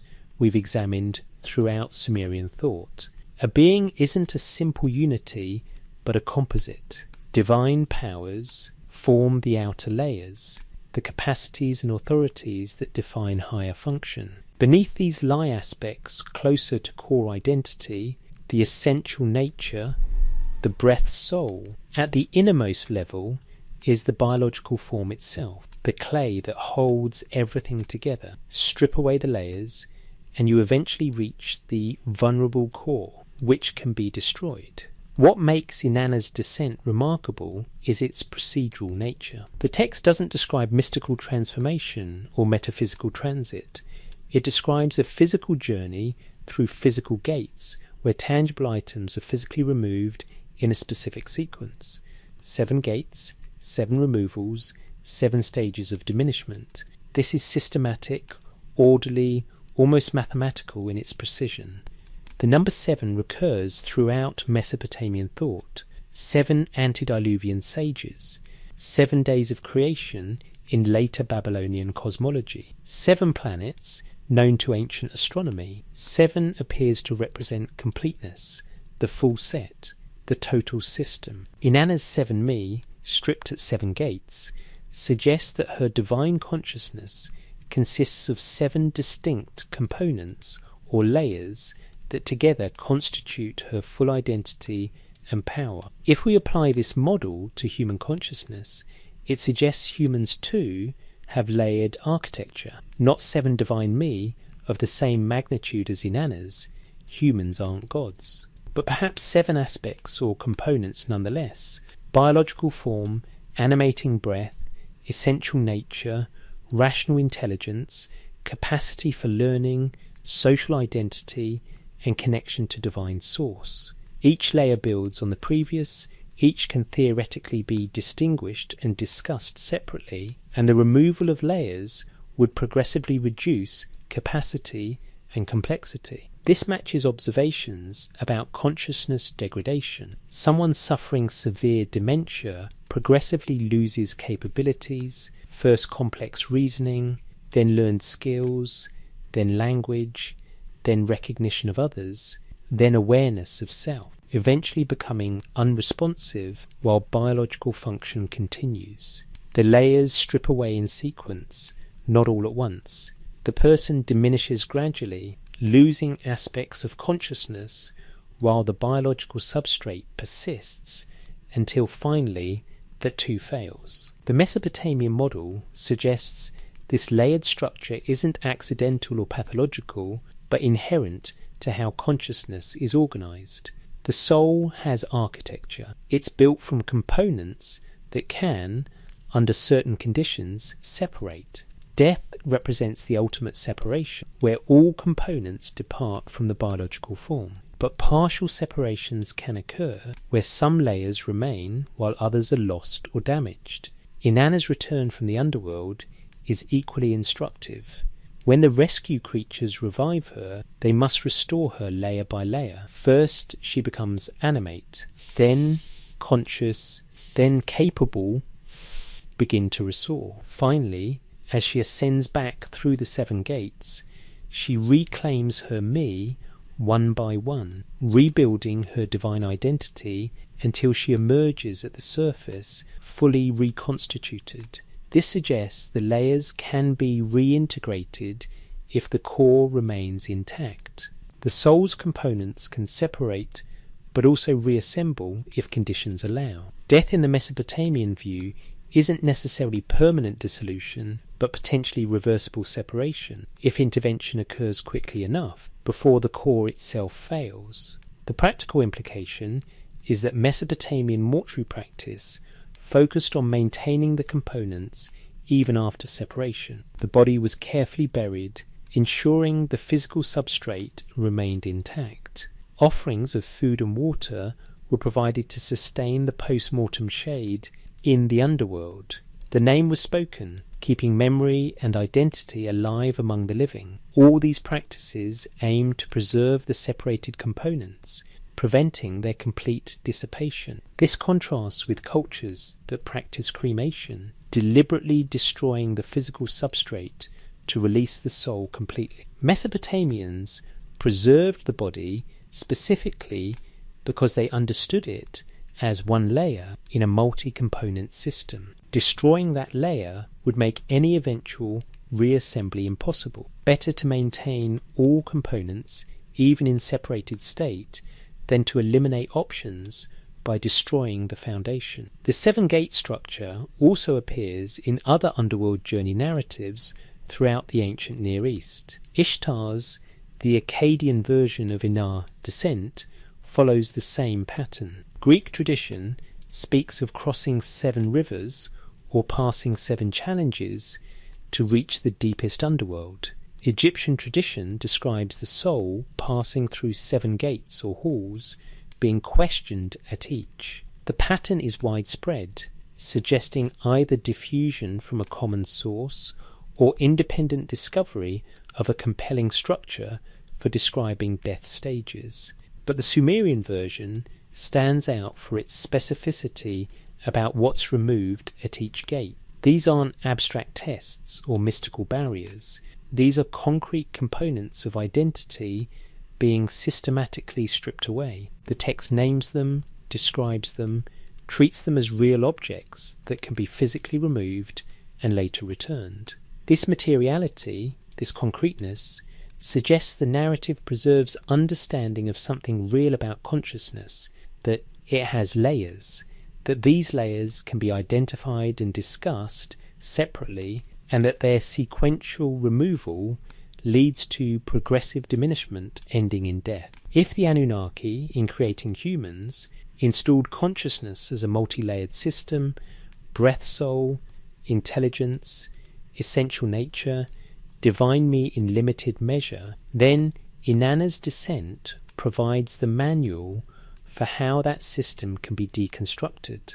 7 components, 7 stages, systematic removal leading to complete vulnerability and ultimate death.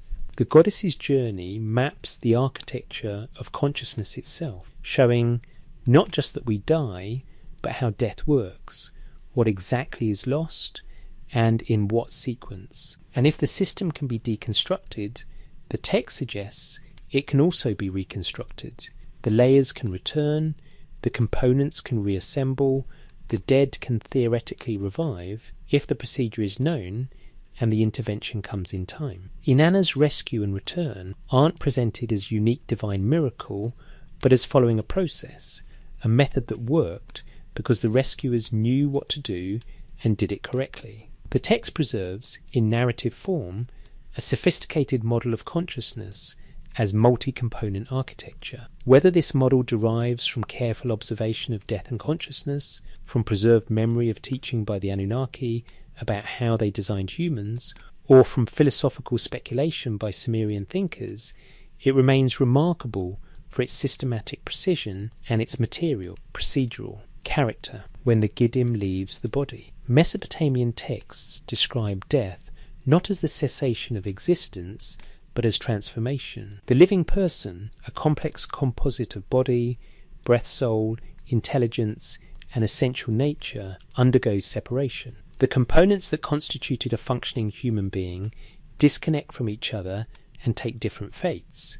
The body, the clay formed at creation and animated through life, loses its animating principle. The Z or Napatu, the breath soul, departs.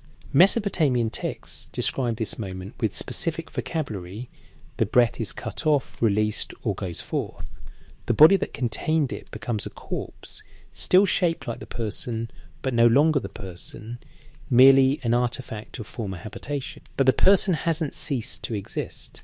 Something persists. The Sumerian term for this persisting entity is Giddim, rendered in Akkadian as Mu.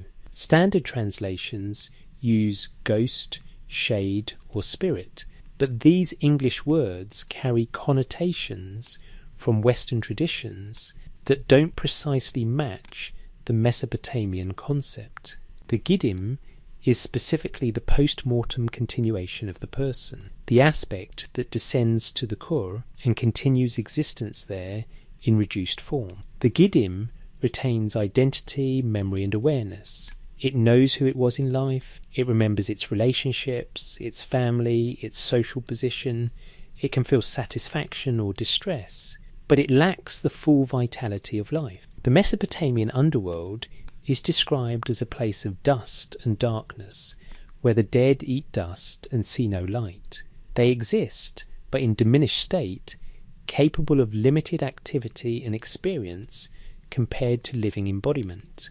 Proper burial and ongoing offerings from living family members sustain the Giddim in acceptable condition. The offerings aren't metaphorical or purely symbolic. The texts describe the Giddim as actually consuming the essence of the offered food and water which sustains them in the underworld. Without offerings, the Giddim suffers thirst and hunger, becomes distressed, and may attempt to return to the living world as a troublesome presence.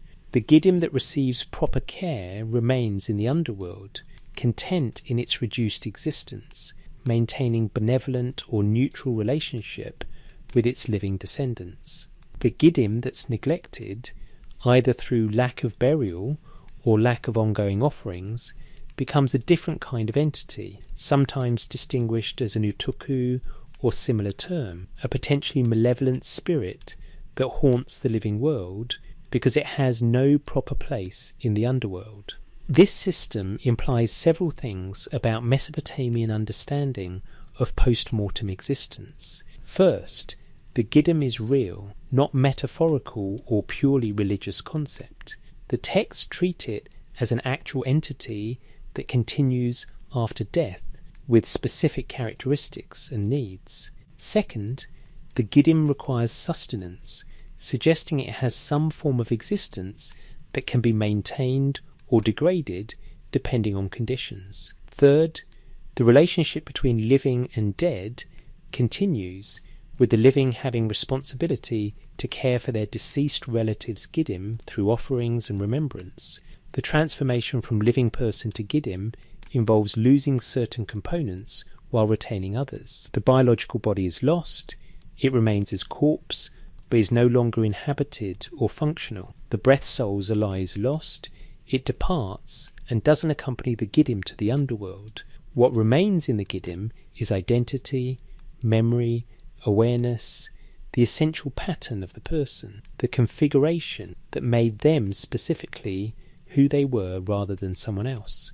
This maps on to the earlier discussion of Ba/identity. The Giddim appears to be primarily composed of Ba, the essential nature, now separated from body and breath soul. It's the pattern without the substance, the configuration without the full vitality. It persists because the pattern itself is real and doesn't depend entirely on biological embodiment, but it's diminished because it lacks the components that enabled full function during life. The possibility of troublesome return by neglected Giddim suggests the underworld isn't an impenetrable barrier, but a location or state from which return to the living world is difficult but not impossible. The barrier is maintained by proper ritual and ongoing offerings. When these fail, the boundary weakens and Giddim can cross back. This implies the underworld is somewhere or somewhen rather than absolute non-existence, a different domain of existence rather than cessation of existence. Egyptian concepts of post-mortem existence show interesting parallels and differences. The Egyptians also had a multi-component soul, the Kabbalah, Arch-affected Birit, and others. After death, these components could potentially be reunited if the body was preserved through mummification and proper rituals were performed. The goal was to transform the dead person into an ark, an effective spirit capable of existing in the afterlife in nearly full capacity, not reduced or diminished. The Mesopotamian view seems less optimistic. The Giddim is inevitably reduced, compared to the living person. The underworld is described negatively, dusty, dark, joyless. While existence continues, it's not a happy existence. The best outcome is neutral contentment, not continued vitality. This may reflect different theological assumptions, or it may reflect a different understanding of what's actually possible after death. Some Mesopotamian texts hint at exceptional cases. The Gilgamesh epic describes Enkidu briefly returning from the underworld to speak with Gilgamesh, describing the conditions of the dead. Certain mythological figures, Inanna, Dumuzi in cycling seasonal pattern, can transit between living and underworld realms. But for ordinary humans, the text suggests death is a one-way transformation. The components separate, the Giddim descends to Kur, and while offerings can improve its condition there, it doesn't return to living embodiment. This has implications for how we understand Mesopotamian creation accounts. If consciousness is composite and death separates components, then creation must have assembled those components in the first place. The texts describing creation as installing breath soul, intelligence, and essential nature into formed clay are describing the initial assembly. Death is the disassembly. The Giddim is what persists when most but not all components are lost. The care with which Mesopotamians preserved creation narratives may relate to their understanding of post-mortem existence. If the Giddim continues with identity and memory, then knowing your origins matters. You carry with you into death the understanding of what you are, where you came from, what your nature and purpose were. The creation accounts aren't just abstract theology. They're part of identity, part of what the Giddim knows about itself in the underworld.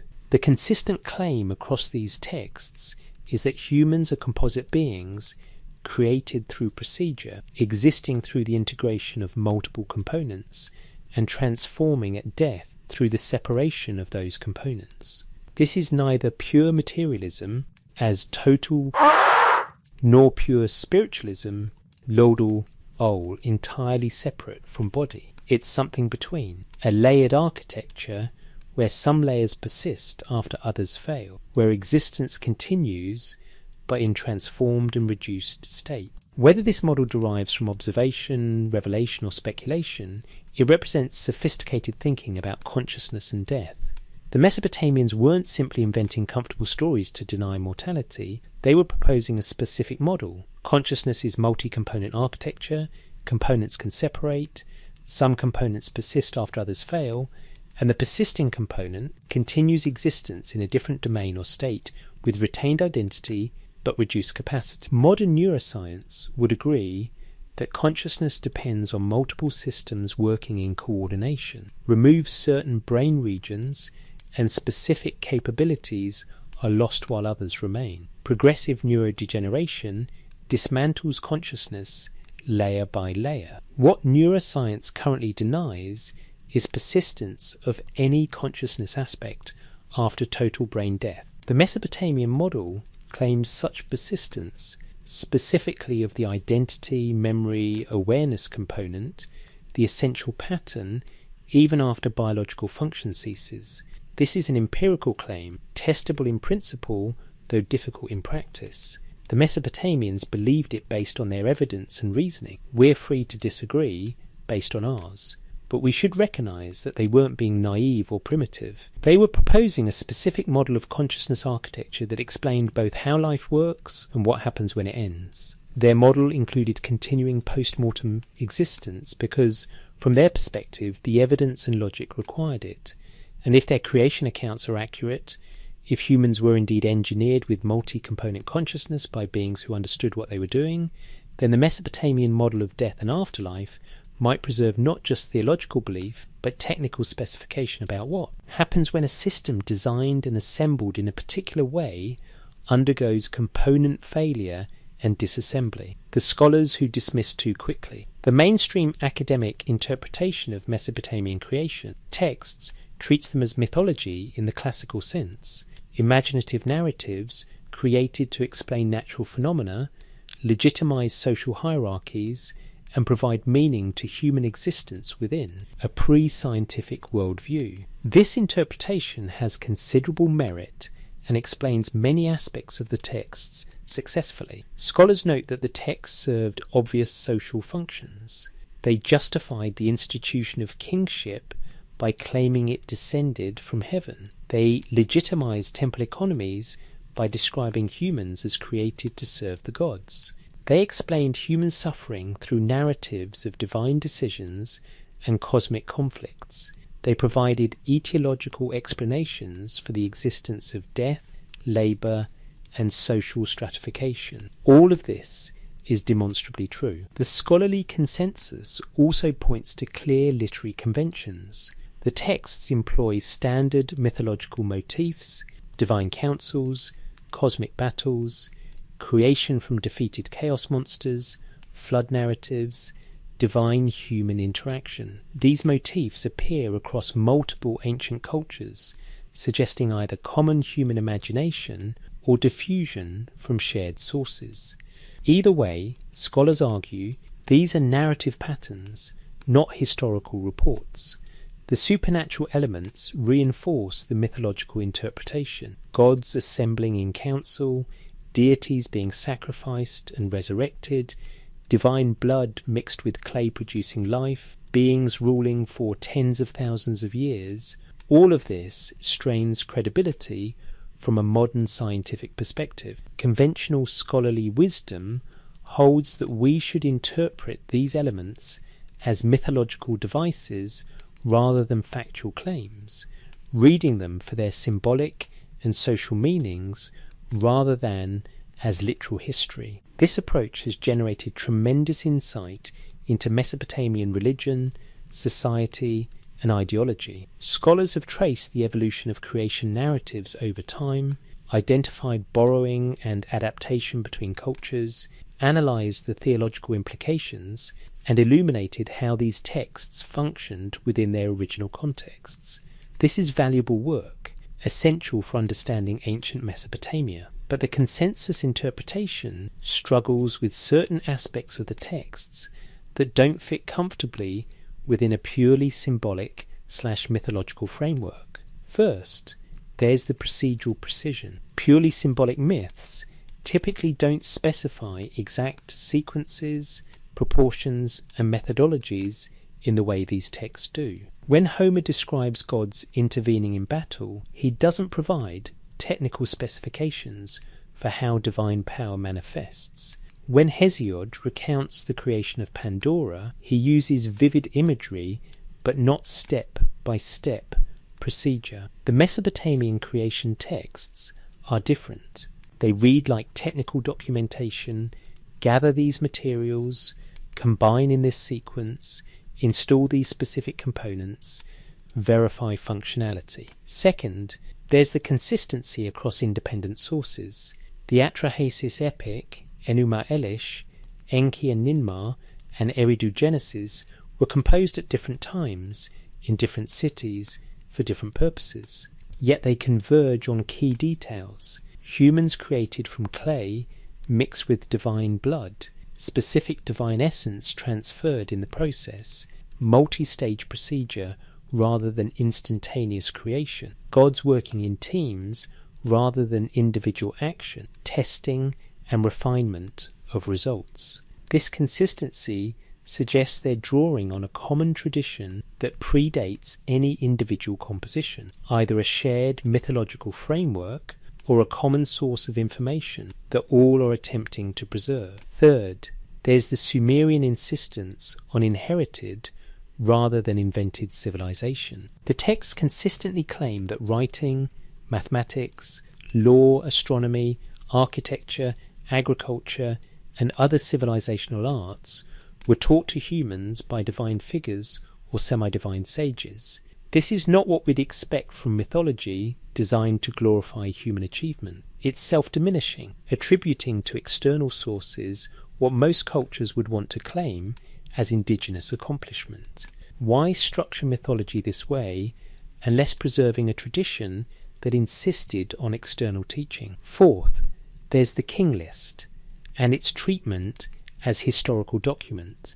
The Sumerian king list was used by ancient scribes as authoritative chronology. It was referenced when establishing dynastic legitimacy. It was taught in scribal schools as factual history. Yet it begins with impossible reign lengths in its antediluvian section. Why treat as authoritative a document that starts with obvious fantasy unless the compilers believed those numbers, however strange, represented genuine historical memory? Fifth, there's the archaeological problem of sudden sophistication. The Sumerian emergence around 3500–3000 BC shows remarkably rapid development of complex urban civilization. Writing appears suddenly in developed form. Monumental architecture emerges without obvious developmental precursors. Mathematical and astronomical knowledge appears sophisticated from the earliest records. Conventional models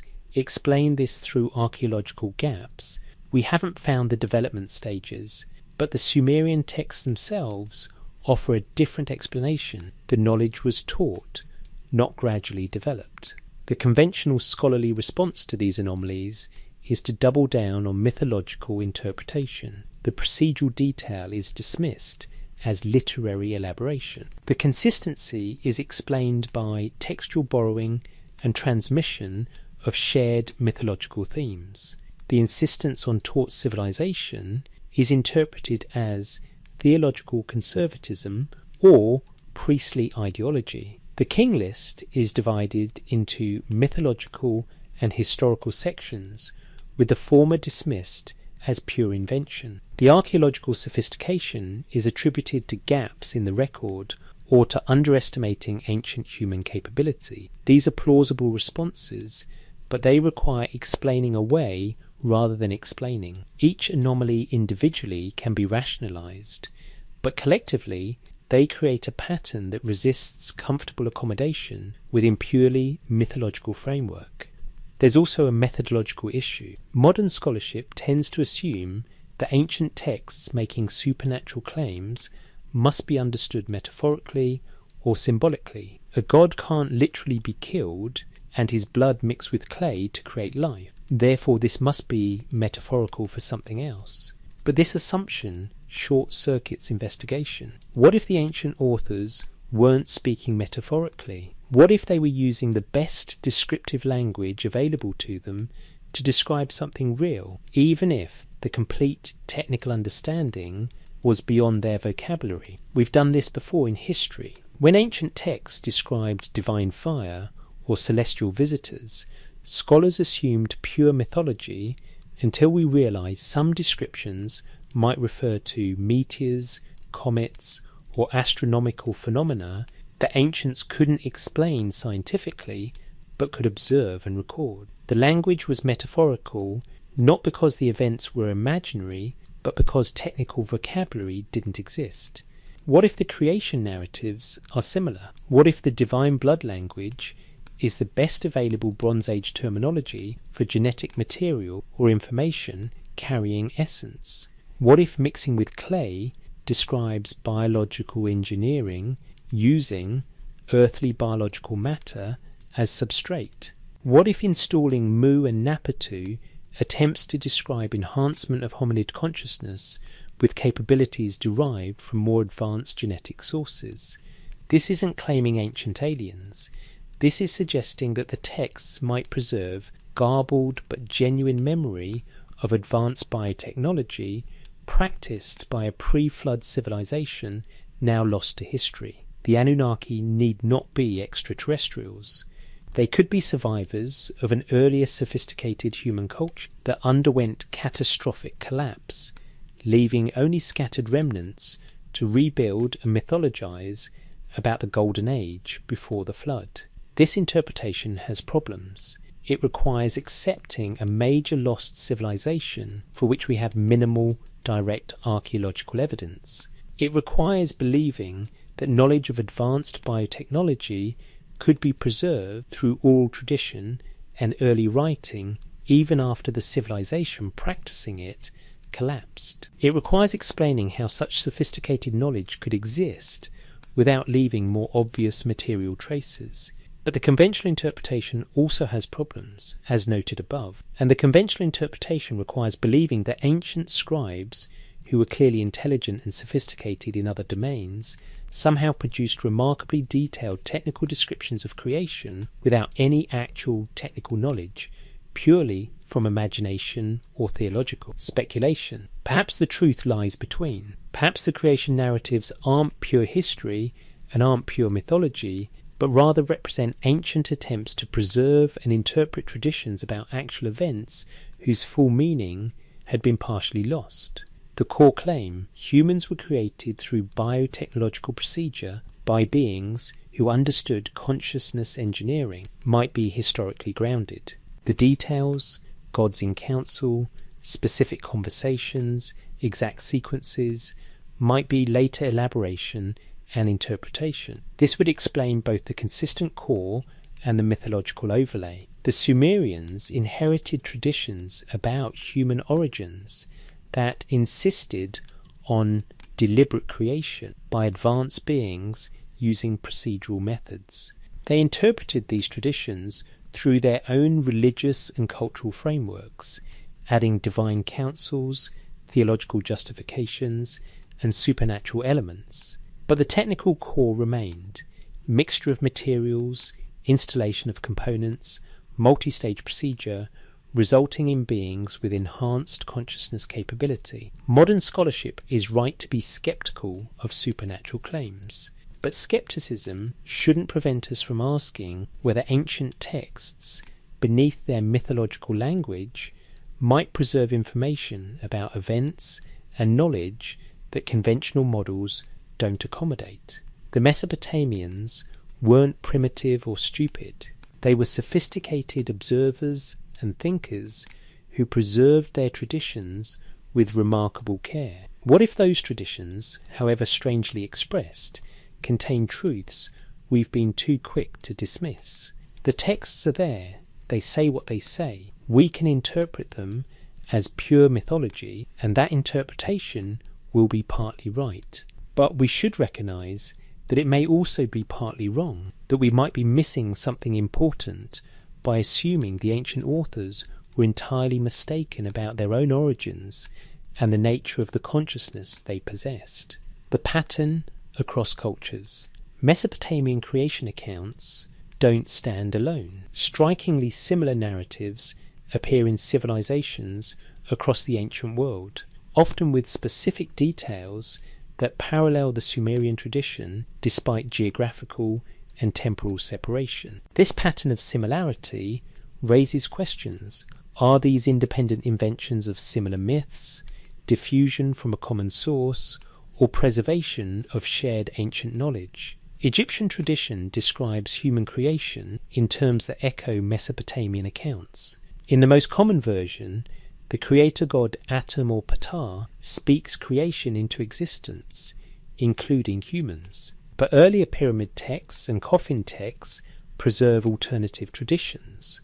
Some describe humans emerging from the tears of Ra, but others specify that humans were fashioned from clay mixed with divine essence. The god Khnum is depicted at a potter's wheel, fashioning human bodies from clay, with the goddess Hathor breathing life into the forms. The Egyptian concept of the soul shows remarkable parallels to Mesopotamian layered consciousness.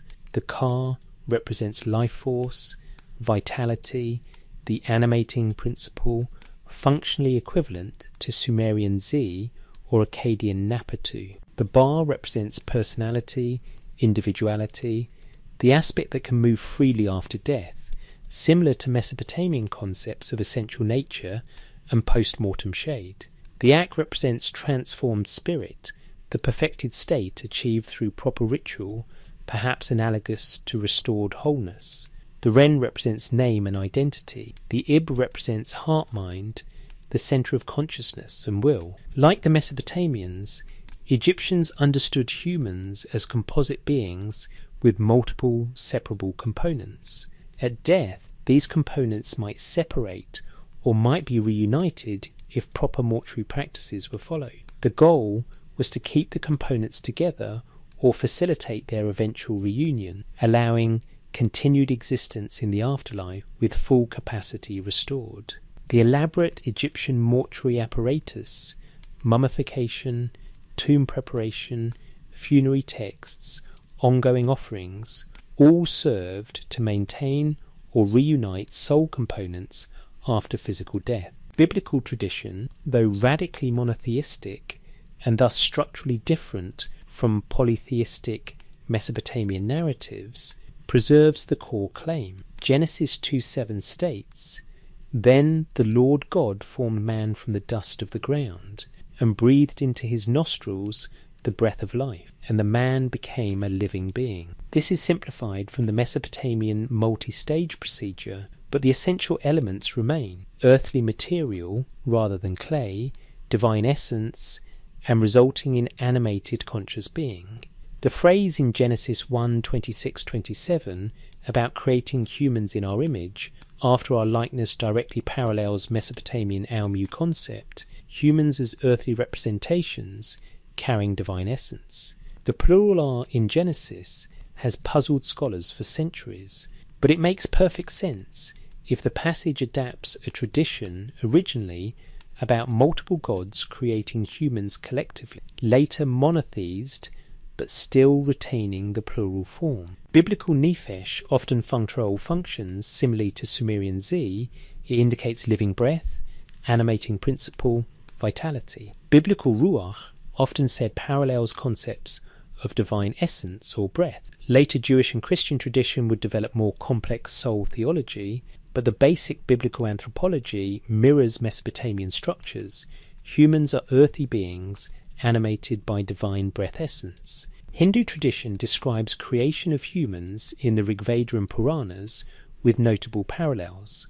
The Purusha Sukta hymn describes humanity emerging from the sacrifice of the cosmic giant Purusha, dismembered by the gods, to create various aspects of reality, including human social classes.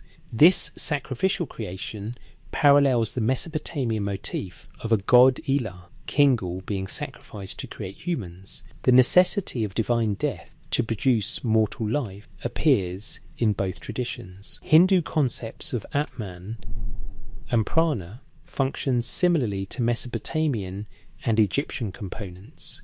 Atman represents the eternal, unchanging essence, the true self that continues through reincarnation, comparable to essential nature pattern that persists. Prana represents the vital breath, the animating energy, parallel to Napatu. The physical body is distinct from both, a temporary vessel inhabited during life and abandoned at death. Greek tradition, particularly in Orphic and Platonic thought, describes humans as composites of mortal body and immortal soul, with the soul having pre-existed embodiment and surviving bodily death. This dualism differs structurally from Mesopotamian layered consciousness, but the core claim remains: humans are mixed beings, part earthly and part divine, with different fates for the different components after death. Hesiod's theogony preserves an interesting detail. The gods are initially uncertain whether to create humans and debate the question before Prometheus intervenes to grant humans fire and knowledge. This divine deliberation parallels the Mesopotamian narrative of gods discussing whether and how to create human workers.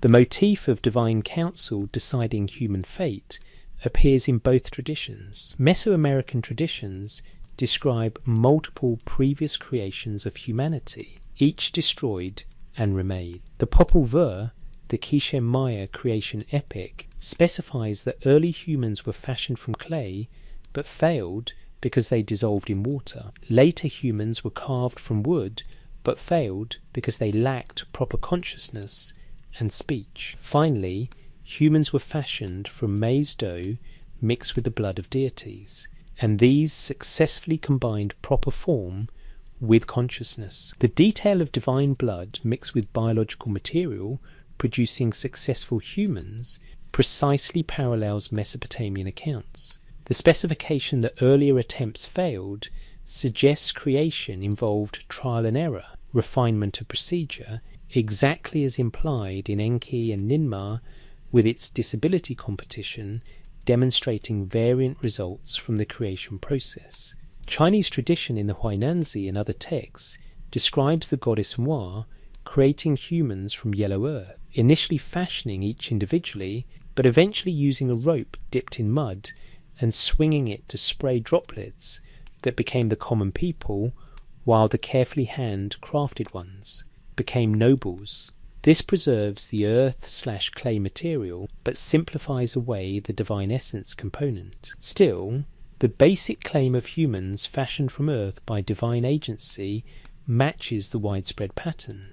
African traditions across multiple cultures describe creation of humans from earth or clay by divine craftsman deities. The Yoruba tradition specifies that Obatala fashioned human bodies from clay while drunk, which explains human imperfections. Another parallel to the Enki and Ninmah disability competition, suggesting variation in creation outcomes. Pacific Island traditions frequently describe humans as descendants of gods, or as created by gods, mixing divine and earthly essences. Hawaiian tradition speaks of Wakea and Papa producing humans through divine earthly union. While different structurally from Mesopotamian narratives, this preserves the core claim that humans are hybrid beings, part divine and part earthly. These parallels could represent universal human imagination. Perhaps the human mind naturally generates creation stories with similar structures, fashioning from earth, divine breath, mixed essence, because these concepts intuitively make sense regardless of actual origins.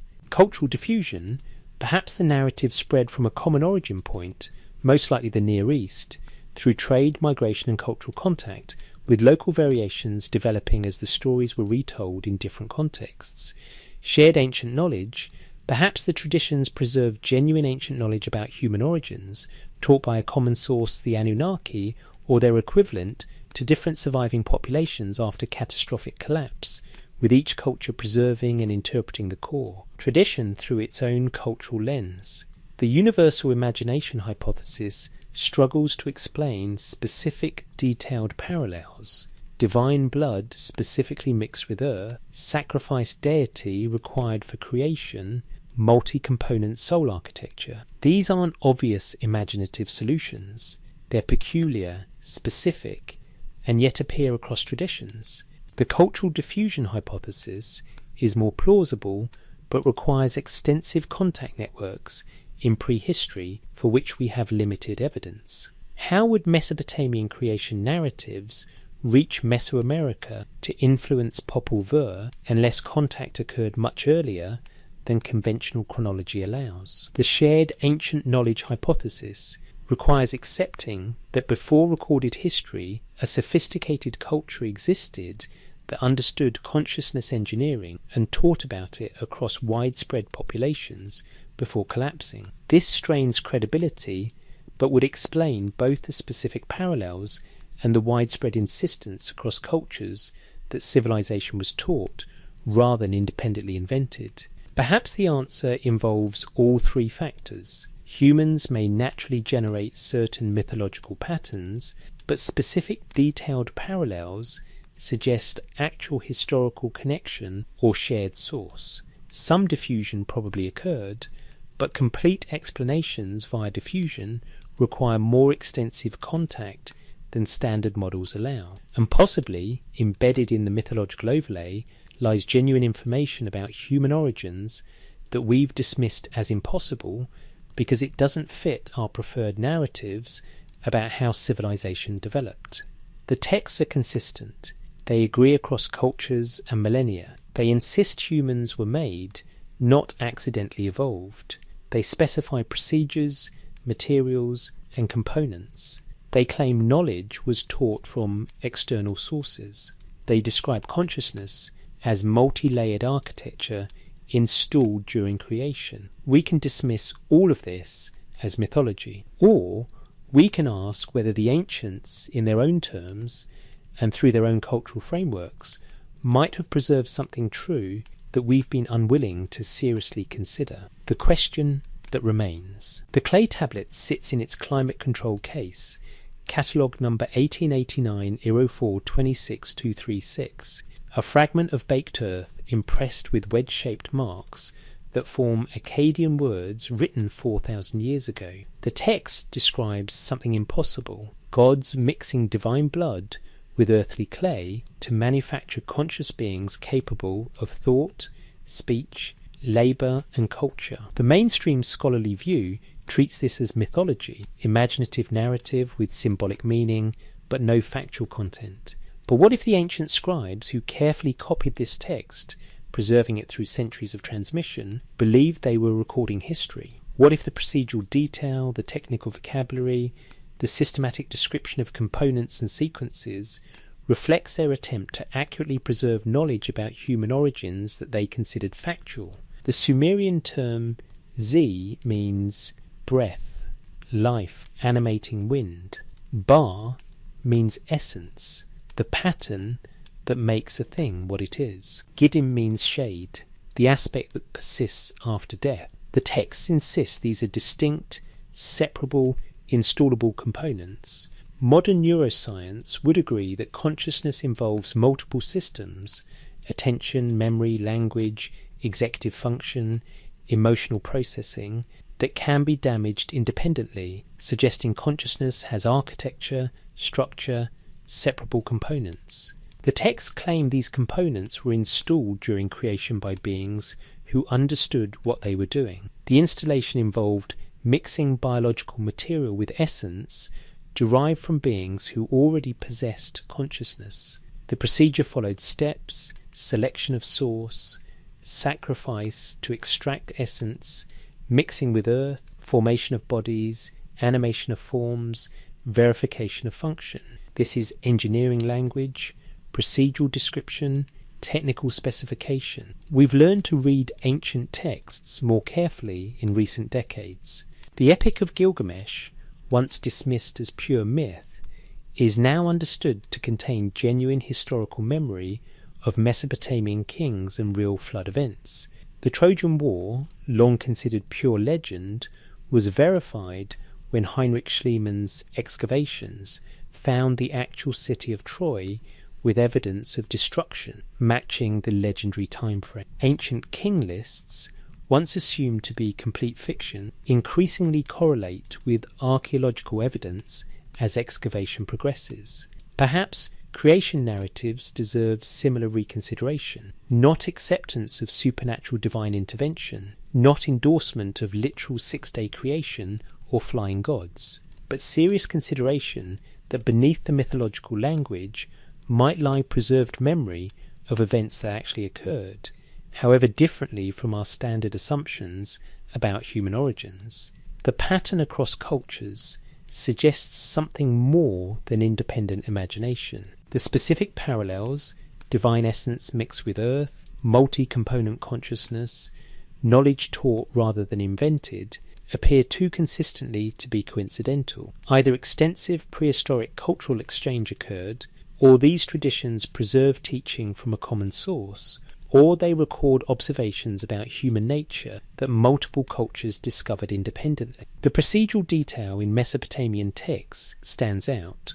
These weren't vague origin stories. They specified materials, sequences, team collaboration, component installation, testing and verification. They used craftsmanship and engineering vocabulary. They described trial and error, variant results, troubleshooting and refinement. This isn't how purely imaginative mythology typically sounds. This sounds like someone trying to preserve technical information using available vocabulary. The possibility exists that we've dismissed too quickly what ancient texts say about human origins. Not because the gods literally mixed clay and blood in some heavenly laboratory, but because behind that mythological framing might lie genuine information about our origins that we're not prepared to accept. Information suggesting that human consciousness didn't slowly evolve through entirely natural processes, but was enhanced, installed, or engineered by beings or processes we don't yet understand. This doesn't require abandoning science or embracing supernaturalism. It requires considering that the development of human consciousness might have been more complex than simple Darwinian gradualism suggests. That maybe the Anunnaki were survivors of an earlier sophisticated civilization now lost to history. That maybe they did understand biotechnology enough to enhance hominid consciousness with capabilities derived from their own more advanced genetic heritage. That maybe this knowledge, however garbled, was preserved in the creation narratives that became the foundation of Mesopotamian, Egyptian, biblical, and other cultural traditions. Or perhaps the texts are purely mythological, elaborate imaginative constructions with no factual basis whatsoever. Perhaps the procedural detail reflects literary style rather than preserved technical knowledge. Perhaps the parallels across cultures result from universal human psychology generating similar mythological patterns. Perhaps the insistence on taught rather than invented civilization represents theological ideology rather than historical memory. We each must decide which interpretation seems more plausible given the evidence. The texts are available, the translations are published. The archaeological context is reasonably well understood. The parallels across cultures are documented. The choice isn't between blind faith and rational skepticism, but between different frameworks for interpreting ambiguous evidence. What's certain is that ancient Mesopotamians believed something specific about their origins. They believed humans were manufactured through procedure. They believed consciousness had components that were installed during creation. They believed knowledge was taught to them by beings more advanced than themselves.